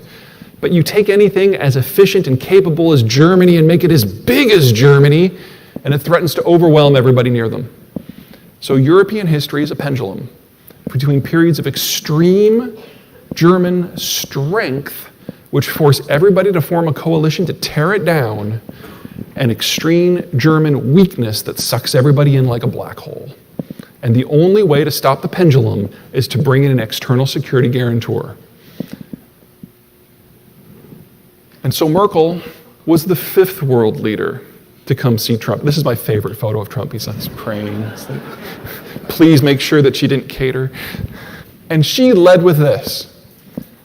Mr. President, you do realize that if you do what you say you're going to do, if you abandon the free trade model, if you back away from NATO, that's not just the end of NATO, it's the end of the European Union. It is the end of Germany. Trump's response was, You see, Merkel miscalculated. She didn't understand the new transactional nature of the relationship. She came to Washington asking the United States to continue what it had been doing since 1946 and offered nothing in return. And so Trump, on her way out the door, gave her a parting gift. A bill for services rendered for defending Germany for the past 7 decades. You can imagine how well that went over in Berlin. For all intents and purposes, not just the American-German relationship, but the NATO alliance is already gone. Everybody hear that? I want everybody to understand exactly what this dude's saying. As I told you, he tells no lies, right? There's no lying in this motherfucker. Legit.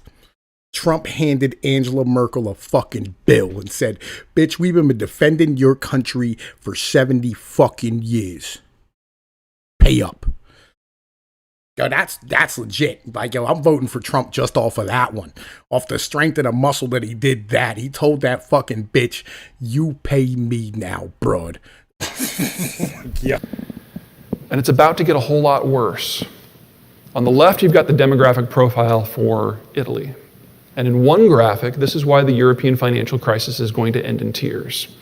Consumption-led growth, consumption by 20 and 30-somethings, is flat out impossible. They are now a terminal demography because you cannot get people in their 40s and 50s to kick out kids like they're teenagers, not even in Italy. Germany's even worse.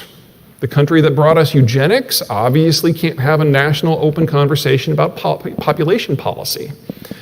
You guys have heard of what's happened to Deutsche Bank? One of Europe's renowned financial institutions is on the brink. This is why. Think of how banks make their money. It's about the spread between the cost of their funds and the cost of their loans. 0% interest rates have collapsed the spread, and the lack of people in their 20s and 30s have collapsed the number of loans. Fewer loans, less income per loan. That's how banks die. Oh, by the way, Deutsche Bank and HSBC just got caught running fucking money laundering fucking scams for the mob and the drug cartels, and running all of Al Qaeda's and ISIS's fucking bank accounts. Just so everybody understands, right? Like, y'all, I want y'all to understand, like, yo, look, there's no lying in this, dude. They went searching for fucking yield. Like, all that bullshit last year with the overnight market. Like, yo, I was talking with this with some high level financial individuals, right? I'm, standing here going, what was I talking? Oh, I was talking about, how, like, I thought legit, I said, look, man, you know what I'm saying? This overnight market, basically what it is individual or banks take out loans overnight. That are going to have to be paid back the next day. And basically what you do is you take that money and you buy T-bills and you bet whether or not it's going to go up and down overnight. Right? It's really simple. It's like betting on a roulette wheel. You're playing black and white, or fucking, like just like highs and lows and shit. That's all you're doing. You're going up and down, right? And legit, Deutsche Bank was the one who was fucking losing all that money. You take it to a clearinghouse, usually you don't need the fucking money. The clearinghouse goes to your Deutsche Bank, you don't fucking need to have fucking cash up front. But then they'd lose the fucking bets and they'd have to pay up. And they wouldn't have the fucking cash. And they legit were in a whole trillions of fucking dollars. This is legit what Deutsche Bank's been fucking doing. Looking for fucking yield. Because of this problem of the fact that they don't have any fucking kids kicking money in. They have nobody to pay the taxes and they're paying out fuck tons of money in pensions. And they're the National Bank of fucking Germany. They're pretending that they're an investment bank like the Fed, right? Or they're pretending they're a bank. They're pretending they're an investment bank like, Goldman Sachs, but they're not. They're more like the Fed. That's really what's going on. And then on top of that, in Cyprus, the EU ordered Cyprus to fucking actually snatch account holders' fucking funds to bail the bank out. It was called a bail-in. Right? And they passed the same law here, but they're not going to fucking do it because nobody would invest in a fucking bank. Nobody put your money in a goddamn bank if you would ever think that these motherfuckers would touch it and put it on their goddamn books. We understand that, like, yo, legit, you use the shit for fractional reserve banking.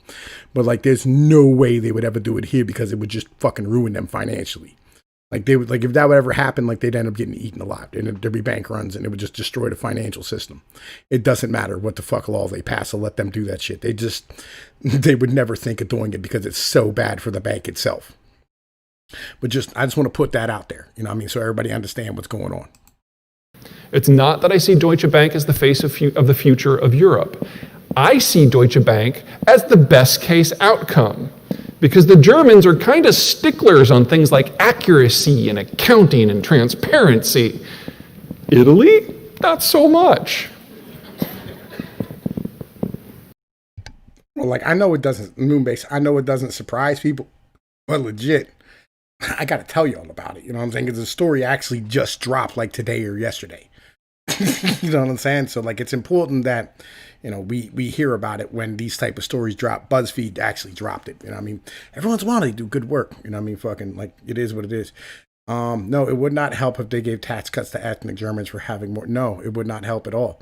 Legit. Because, Germans, how do I put this? Okay, so in Germany, the problem is number one, feminism, but number two, also the fact that, like, something like 90% of their population lives inside of a city. You're not going to get people to have children inside of a city. It just is what it is. Like, you're not going to get them to, you don't want kids, like, you don't have kids in the city. They don't have suburbs. Like, you literally have to remake the entire, like, how do I put this? Hang on.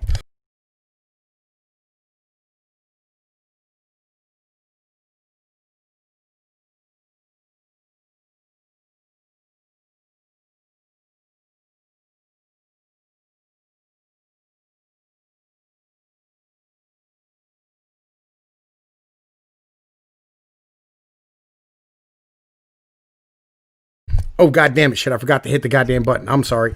Fucking, yeah. So when the United States, shit, I apologize, y'all. Like, yo, that's my fucking fault. That's right. Like, yo, oops. Yeah, so like when they stand here and like when they'd have to remake the whole culture from the bottom up. The United States didn't build a road until 75 years after we were a fucking country. It's like the road that goes from Cumberland Gap to Wheeling, West Virginia, right? That was the first road that the United States government built. And, you know, I mean, it happened in like the 1850s or 1860s, some shit like that. Now, with that being said, you know, I mean, what's the original video?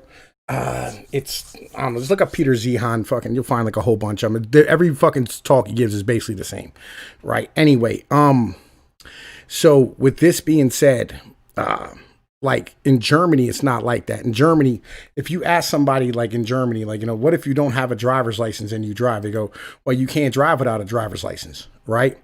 And they stand here and they go, oh, you know, I mean, they go, yeah, but like, what if you do? And they go, well, you cannot drive without a driver's license. You go, what if you do? He goes, you cannot drive without a driver's license. Like, they're like that. They're super duper fucking fascist about that type of shit. They don't think outside of the box. So they're not going to move to the fucking suburbs. You know what I mean? When it comes down to it. Like, that's just the reality of things. You know what I mean? So with that being said, you're not going to get Germany to change the way it does things when 80% of them or 90% of them live inside of fucking cities and shit. You know what I mean? And that's really where the mentality is. So what are you going to do? You know what I mean? Like, legit, what the fuck are you going to goddamn do when it comes down to it? Like, you're not going to have people, like, even if you give them a tax break to have kids, what the fuck are they going to do with them? You know what I'm saying? Like, what are you going to do with the fucking kids? Like, you're going to fucking have all these children living inside of these fucking cities? They've been industrialized since the 1850s. You know what I'm saying? Like, that's really where it's at. You know what I mean? So, like, yo, they've been living in a city since the 1850s. What are you going to, like, how do you fix that problem? You know what I mean? And by the way, Jamal Charles and Alex Jung, you know, I mean, I gave y'all wrenches. I don't know if it worked or not. Fucking, YouTube's been weird tonight. I don't know what the fuck's going on. I usually give out everybody a wrench who comes in here. This is a wrench no state. I make sure that everybody has the freedom to say whatever they want to say. Real shit. You know, because I don't believe in censoring anybody. You know, anybody has any questions or anything along these type of lines, and I have no problem answering them. But like, yeah, you could not fucking give out tax cuts to the ethnic Germans to have more children because it doesn't fucking matter. Like, yo, where are you going to live? Where are you going to put those kids? They're basically, the Germans are like Koreans or Japanese, like fucking Chinese. You know what I mean? That's kind of the fucking deal. You know, so, and not only that, they don't have any fucking money to give out to anybody because they got a massive amount of fucking social network, a social fucking safety net to pay for. And it's like as bad as ours. Like, ours is fucking awful. You know what I mean? But like, that is what it is. You know, so that's kind of the deal. Like, a lot of people have no idea. Like, we give out like $51,000 a year to single moms. Like, you know, like, people have no idea how much money they really fucking get when it comes down to it. A single mom who's living in Section 8, you know what I'm saying, and gets food stamps and fucking cash assistance, on average gets $51,000 worth of benefits. You know what I mean? That's a lot of fucking scratch. You know what I mean? And like, they have as good, if not a bigger social network, plus a healthcare system and the pension system. Plus on top of that, their entire fucking, their whole government is fucking, like, their whole industrial shit is fucking all union. The fuck do you do? It's not a lot of ways you can fucking make more kids in fucking Germany. And they're already gone. They're 20 or 30 years past saving at this point. You know what I mean? You saw the fucking demographic breakdown. Like, yo, they haven't had kids in years, since the 70s. They're fucked. Sorry. You know what I mean? Like, yo, they're going to keep selling BMWs until, like, you know, they don't have any more workers to make them anymore. It is what it is. Non-performing loan stacks. Here's the United States in dark. We're at about 2%. This bar right here, this is at 5% of the total. When a bank has non-performing loans that total 5% of their portfolio or more, the FDIC comes in, shuts the bank down, distributes the assets to other healthier institutions. The yellow, those are the Eurozone countries. The red is Italy. Here's the fun bit. We don't define non-performing loans in the same way. In the United States, if you're 31 days late on your payment, you're in arrears, you get a warning. If you're 91 days late, then you're in default, it's a non-performing loan, and the bank can foreclose on you. In peripheral Europe, if you're 271 days late, but you've made a partial payment, you're in good standing. That red bar uses that definition. In relative terms, the Italian financial system already has a bad loan stack 80 times higher than the United States did at the height of subprime. This is not going to end well. And we've already had 5 major Italian banks crumple this year. It's accelerating. And so Theresa May was the first world leader to come and visit Donald Trump and to seek a bilateral deal. And she says, Donald, we're leaving the European Union. Brexit is happening. I wish Object of Hate was here, because I got into it with him about this last night. Because, like, yo, he got all uppity about the fucking British, right? And I was like, yo, look, yo, I don't think you understand what's going on. Like, yo, they now have 2 aircraft carriers that they built. Because they haven't had one since 2008. 2009, they decommissioned their last one. Then they sold it to Brazil. So Brazil now has like an old piece of shit British fucking aircraft carrier. Right?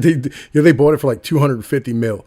That's not even like a fucking real fucking aircraft carrier. Like, aircraft carriers were billions and billions of dollars. But anyway, so like, he's like, oh man, we just got the new, Queen Elizabeth, blah, blah, blah. And I was like, yo, look, man, all right, I don't think you understand what's going on. So anybody wants to send Object to hate this shit, legit, you should probably send this to him. It's not reversible. To that end, we have to do a few things differently on our side of the pond. First, we have to double our intelligence budget and our diplomatic budget, because we now have to do all of this for ourselves. We would like to share every scrap of information we get from those expansions with you. Second, we have 2 supercarriers that will be floating in the next 5 years. They are the only supercarriers in the world that do not fly American flags. We would like to integrate them into your aircraft carrier battle group systems. We would like to fight shoulder to shoulder with you for the next generation. I'm like, yo, I legit, like, I told you that geological impact is a thing. Like, I absolutely said this. Like, I don't know if you caught what I said, like, but yeah, like, absolutely, right? You know what I'm saying? Geological impact is a fucking thing. I just said, like, it fell out of favor in most academia, right? Because, how do I put this? When individuals talk about like other cultures, right? I know you heard people say, like, you can't judge everybody's culture from a European standpoint, da da da da da da da da da. Well, yeah, I feel what you're saying, right? Like, I do. You know what I mean? Like, I completely understand where you're at. Like, I'd hate to judge, you know what I'm saying, like an elephant and a monkey the same trying to climb a fucking tree. You know what I mean? Because that elephant is going to look like, a retard trying to climb the tree. You probably just knock the motherfucker over and stand on top of it. Like, well, that's one way to get it done. You know what I mean? Right? But, like, legit, like, the geological, determinism fell out of favor with the Nazis, because, like, the Nazis, had the biological and, like, geological and, fucking eugenics ideology that, was just standing behind, executing everybody or judging individuals by their, whatever, by their fucking ethnicity, the same as the United States, with, like the 1 drop policy, as far as if you have 1 drop of black blood, you're black, fucking, if you have 1 drop of Indian blood, you're Indian, and like these type of things fell out of favor in academia. But the problem is we threw the baby out with the fucking bathwater when it comes to geography and shit. You know what I mean? That's kind of the deal. Like, if you, like, it goes back like a long way. There's been writings about fucking kings and, princes throughout time standing here, despite being 13%, Look, man, all right, I'm not here to pass judgment on anybody. Right? Like, yo, I'm not. All right. Like, I got you, despite being 13% of the population and shit. You know what I'm saying? Like, yo, they're 50% of the motherfucking, murders and whatever, blah, blah, blah, blah, blah. Right? Yeah, genetics and geography both fucking matter. Absolutely. Absolutely. It's important. You know what I'm saying? It really is. And genetics has a large part in it is because of geography. Depending on where you live depends on how tall you're going to be, or where you evolve depends on how tall you're going to be, how strong you're going to be, how fast you're going to be, like what your fucking predators were, all these type of things, what you ate. And like, I'm a big fan of like, hey, look, you should eat what your forefathers ate. Who the fuck, like, you spent how long in motherfucking, in Europe, sitting here eating the same thing. Like, my family goes back to the Roman fucking Empire and shit. Legit, we're from southern fucking Italy. Like, we've been there. My family was there. We look like the people there. Like, my sister gets double checked at the airport because they think she's motherfucking Taliban. Like, this is where we come from. Legit. And Alex Young, I don't know why it is. It's not handing out wrenches tonight. I don't know. YouTube's being fucking dumb. But real shit, it's important that, we understand it. Like, we have a certain diet that we're accustomed to fucking eating. And you're going to have certain allergies, based on the fact that your people genetically have not been exposed to certain things, or, your body, sees certain things different ways than other people's do. And that's just kind of how it works, as to your fucking genetics and shit. And these are like fucking, like, this is the shit. Like, there's no one size fits all for human beings. It's just not that way. When you go to the doctor and they go, you need to eat more fruits and vegetables. Well, which fucking ones, motherfucker? Because there's different fruits and vegetables and different fucking cultures and different ways of preparing it. And like, each of these really matters to your fucking body and how you're going to process it. People who, have a naturally low iron content, or people who have naturally high vitamin D levels or naturally low vitamin D levels, need different things than other people do. Like, and how it's prepared is fucking important. These are all things that matter, and it's about genetics and geography. It really is. It's about your geographic location of where your people come from. And the problem is, in America, most of you motherfuckers have no idea where your fucking people come from. And that's a fucking problem for a lot of motherfuckers, and not just, fucking basic motherfuckers eating mac and cheese. And Trump's like, oh, well, this is huge. What can I possibly offer in exchange? He's like, well, how about a free trade deal? Bilateral, of course. And he's like, done. They started negotiations that day. Here's the kicker. This is illegal in the European Union. The European Commission, that's their executive branch, has sole authority to negotiate free trade deals with all members of the European Union, even if you don't know where your people come from, possibly. I don't know. I never had to do one because legit, I know where my family comes from, and I actually have the history of my family going back to the 12th century. So, like, I know who I am. I don't need a 23andMe because I look like all those people. Right? Like, I have pictures of them and photographs and fucking, sketches and portraits and the whole nine, and they all look like me. So I don't have to really worry about, like, fucking what I'm supposed to be. Like, my uncle was sitting on the fucking couch the other day. I went to go see my grandmother who didn't die, the other one, right? And legit, the only one I got one fucking grandparent left, you know what I'm saying? But I went to go see her, and my uncle was sitting on the couch, and I'm like, Jesus Christ, you look like fucking grandpa. And I look in the mirror, and I'm like, fuck, man, I'm starting to look like fucking grandpa too. Like, yo, it's terrible, but we all look alike. So, like, I know what I am.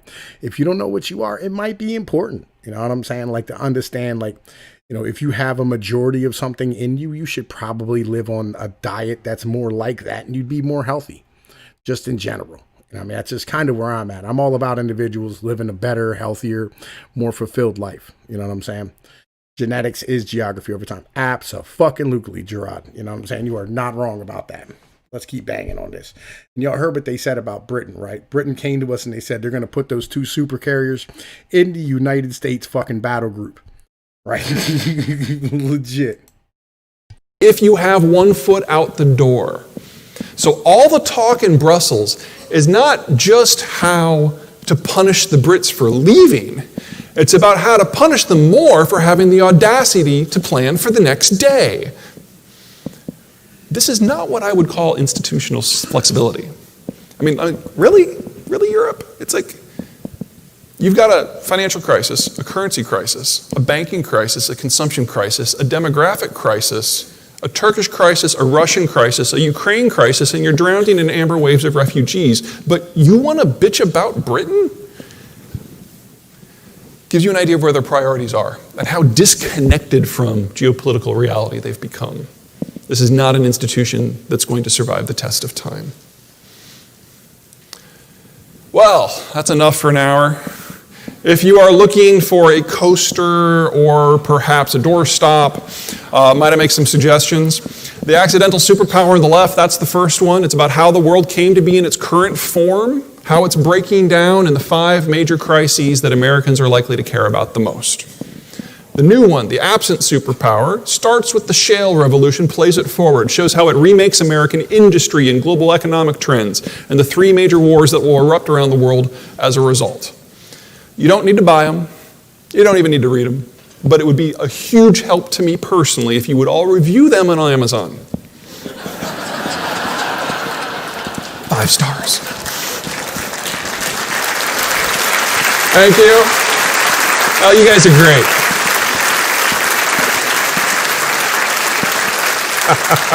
Thank you very much. We've got a few minutes for questions. I just want to have this up in the background. This is my global stability map. Countries in blue own the future. No matter how hard they try, they cannot mess it up. They will not just succeed, they will thrive. Countries in green, more or less the same strategic situation they have today. Yellow and brown is where it starts to break down. Countries in yellow have something going for them, self-sufficient in food or energy, a good strategic situation, an ally they can really trust, something. But they're still going to lose a lot more fights than they win. It's definitely downhill. Brown, the brown countries are utterly dependent upon the world in its current form as maintained by the Americans. And they lack the capacity to impose a replacement system, even in their own neighborhoods, that can survive the test of time. Countries in red, those are the failed states. If you don't know which ones those are yet, don't bother learning the names because it won't be worth it in a few years. So, yeah. We've got some time for Q&A. We've got some microphones off on the side. Have at it, folks. Oh, don't be shy. Please.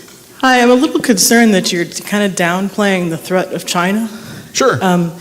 In particular, sure, they had the 1 child, now that it's 2 children, but their population is 4 times what we have here in the US. And in addition, historically, they've been stealing intellectual property and manufacturing technologies, and now they're just buying it. Sure. Growing aerospace industry, threats potentially to our national defense, I think, because they own a lot of these manufacturing technologies now, and I'm not necessarily buying that they're not a threat. I don't mean to suggest that China is a non-player. What I'm saying is that everything that argues for Chinese success is based on factors that are beyond their capacity to influence, much less dictate. They need a global market. They have an inability to service the global market without someone else providing the security environment. Their financial system is far past the point of no return. Every country that has ever tried to do that before has had a cataclysmic crash that has taken decades to recover from. The only thing that stands out in Japan in that regard, from China in that regard, is that they've allowed it to get bigger, so the crash will be that much worse. And they have the 3rd fastest aging population in the world, so they really are at their high point right now. Does that mean that their crash will have consequences? Yeah, over there. Because the second it gets truly ugly, there are 6 countries on the Chinese periphery that have the technical know-how to go nuclear in a long weekend if they need to. I think we're going to be looking back in 10 years on the Chinese, not just as a has-been power, but as the little guy we might actually be bolstering a little bit in order to stabilize the region. But I do not worry about them being a monolith, because they're not. Now, between here and there, is it going to be dicey? Is it going to be a roller coaster? Oh yeah. But again, that's mostly a problem on that side of the Pacific rather than on this side.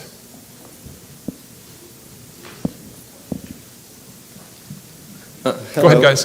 I'm going to ask just to give some credibility to your predictions and everything that you've talked about. I moved here from Missouri 2 years ago, and we saw towards the end of my time frame there, prime farmland being sold to Chinese companies. Sure. And so my question would be, how does that play into the overall global economy when foreign countries are actually purchasing farmland and supply chains and different things to prepare for the future? Sure. Let me first deal with the nationalist side of that, and then I'll deal with the economic side. On the nationalist side, the top owner of farmland in the United States, owning about 0.8% of the total, is Canada. Total overseas ownership of American farmland is less than 2% of the total. China is ranked number 11. So it's not that it hasn't been rising, it's just that it's still very small. Second, the economic side, this is one aspect of capital flight. When you are in a country that is on this map that is in either yellow or especially brown, and you are looking to get your money away from a taxman who's going to be spending it on the things of national survival, and you yourself are trying to get out, you try to find a first world country with a strong rule of law where you can invest in a physical asset, preferably one that has an income stream and ideally a government guarantee. Farmland, residential property, T-bills, infrastructure bonds, those are all good choices. And the big investment surge that we have seen in the United States in the last 3 or 4 years is primarily capital flight driven. So it's not just baby boomer money, it's also a lot of baby boomer money from beyond the United States. In the last 2 calendar years, that totaled, based on who's doing the math and how they do it, somewhere between 1.6 trillion and 3.2 trillion US. It's the largest flow of capital flight to the United States in our history, no matter what the number is. So for the most part, I see this as a very good thing, because it's not like you can take the farmland and take it home with you. In fact, you can't even take the grain that it produces home with you unless the United States lets you. So this is just free money. I like free money. Yo, man, I'm not joking. This dude, he just tells the truth. Like, yo, and I love that shit. You know how hard it is to find somebody that just legit tells the truth? Like, yo, in 3/4 show, what up, Silver Eagle? How the fuck you doing, man? And, like, yo, I agree with Michael Hatfield about that bullshit. You know what I'm saying? Like, yeah, I just kind of know my people. You know what I'm saying? Like, it's kind of where I'm at too. Like, fucking, yeah, like, I don't like fucking giving away my DNA to people. Real shit, because the FBI and CIA can get a hold of that in a minute.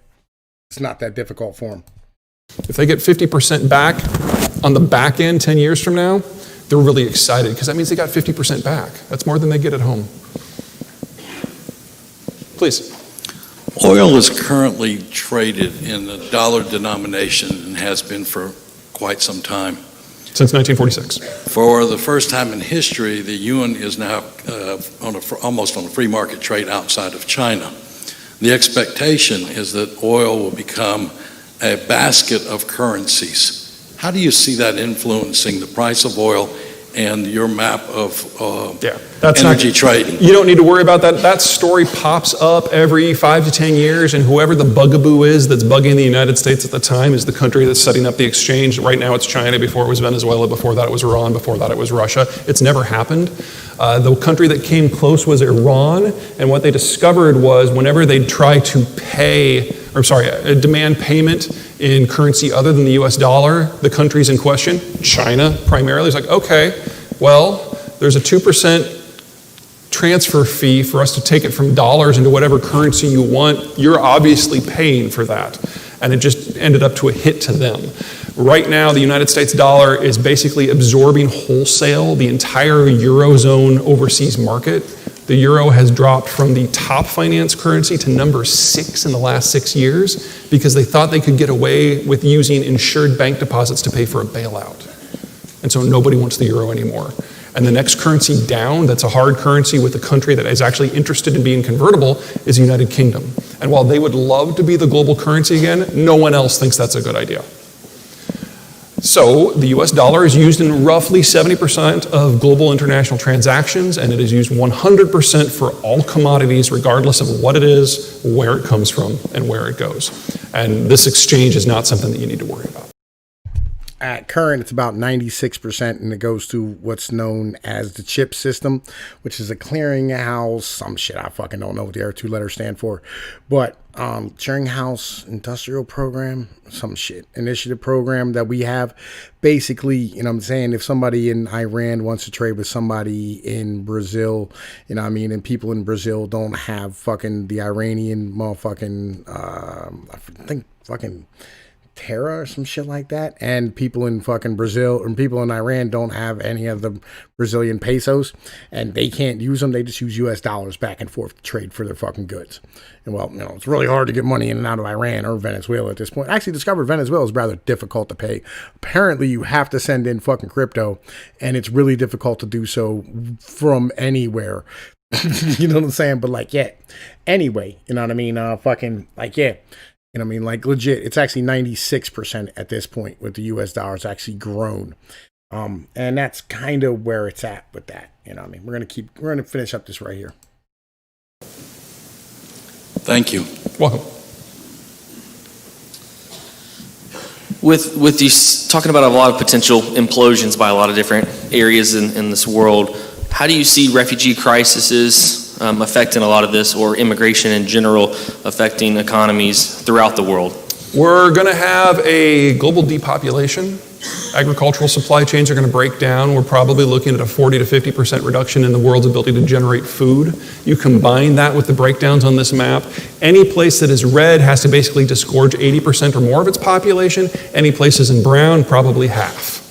It's going to be the greatest migration movements in history, and there just aren't many places that they can go. So if you are in Europe, you are facing the greatest inward migration routes in human history, and if you're in the Western Hemisphere, you barely notice because it's a long swim. So what will happen is the people with the wherewithal, with the creativity, with suitcases of cash and engineering degrees, they will take the long trip to the United States, to Canada, to Australia, to the United Kingdom, because those are the first world countries that are actually insulated from some of this instability. Everybody else, it's a mess.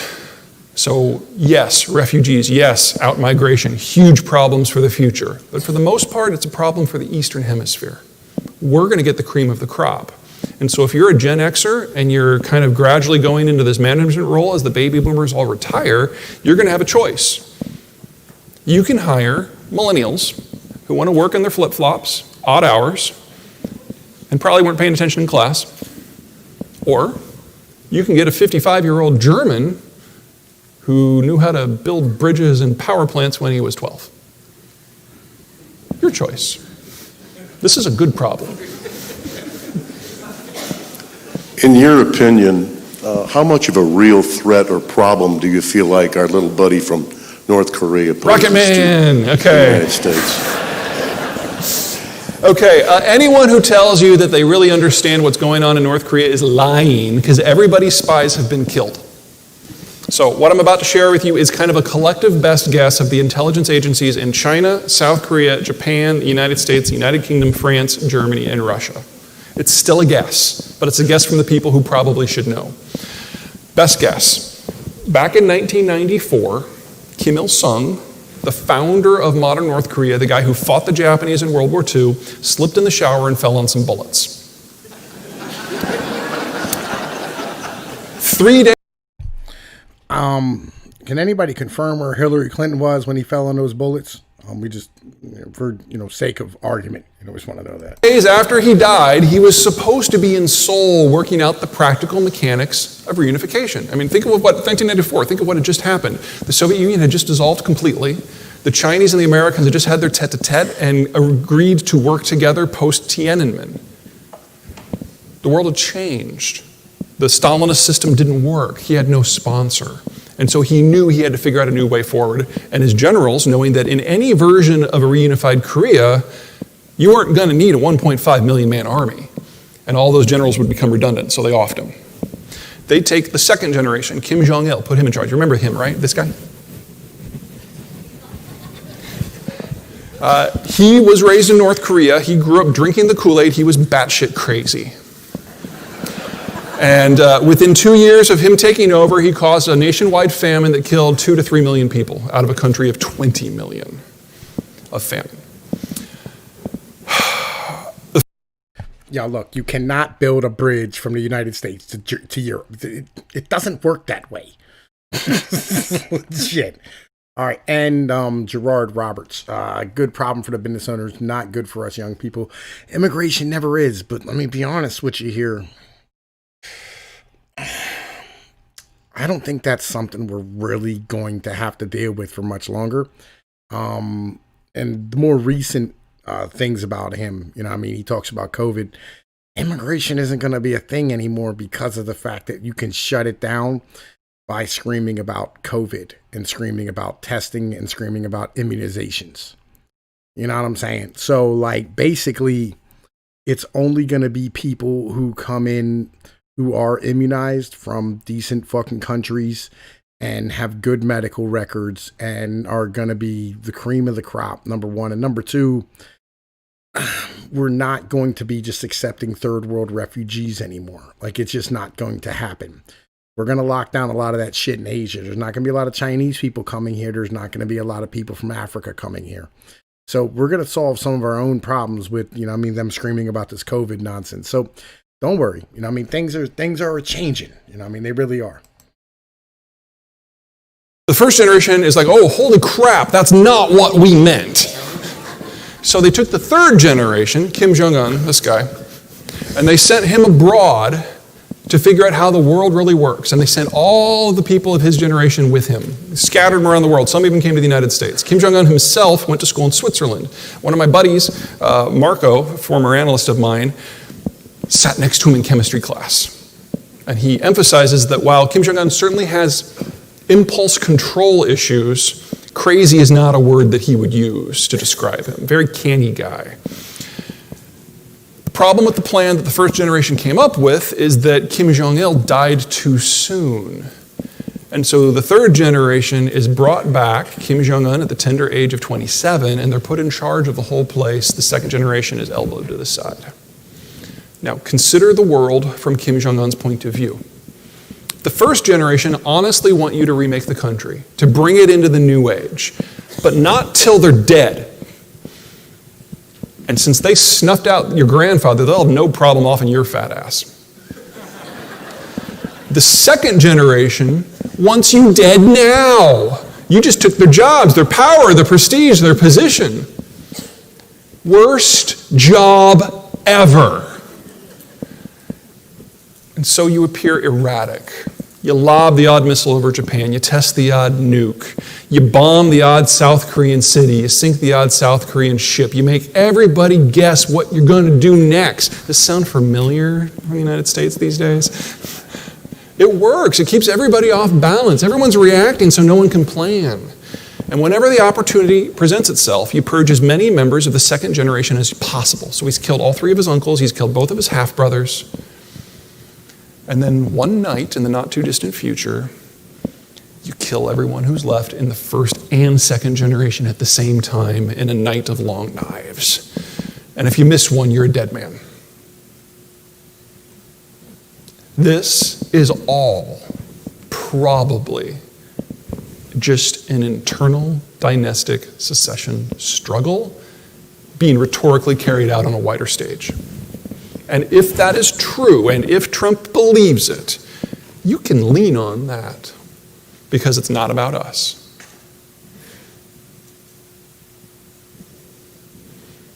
Probably. All right, you guys have been great. Thank you very much.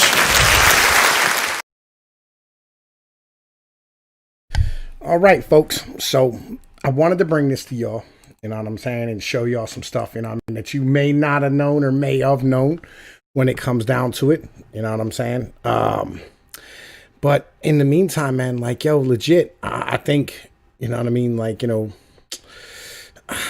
think we all learned something today. You know what I'm saying? I think it's important that, we had this conversation about stuff. And I think, that the most of y'all thoroughly enjoyed what you saw.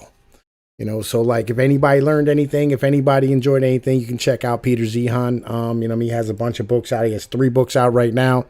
I recommend reading all of them. I'm about to start The Absent Superpower here in a little bit. I actually forgot about reading that one. You know, I mean, I read the first one and the last one. I didn't read the second one. I need to read the second one.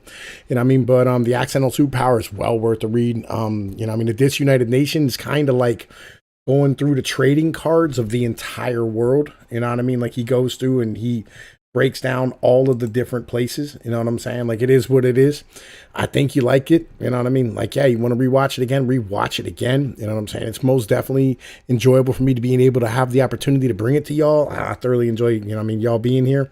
So in the meantime, man, yo, look, I'm Tom Page from Pnoid News. Y'all know the situation.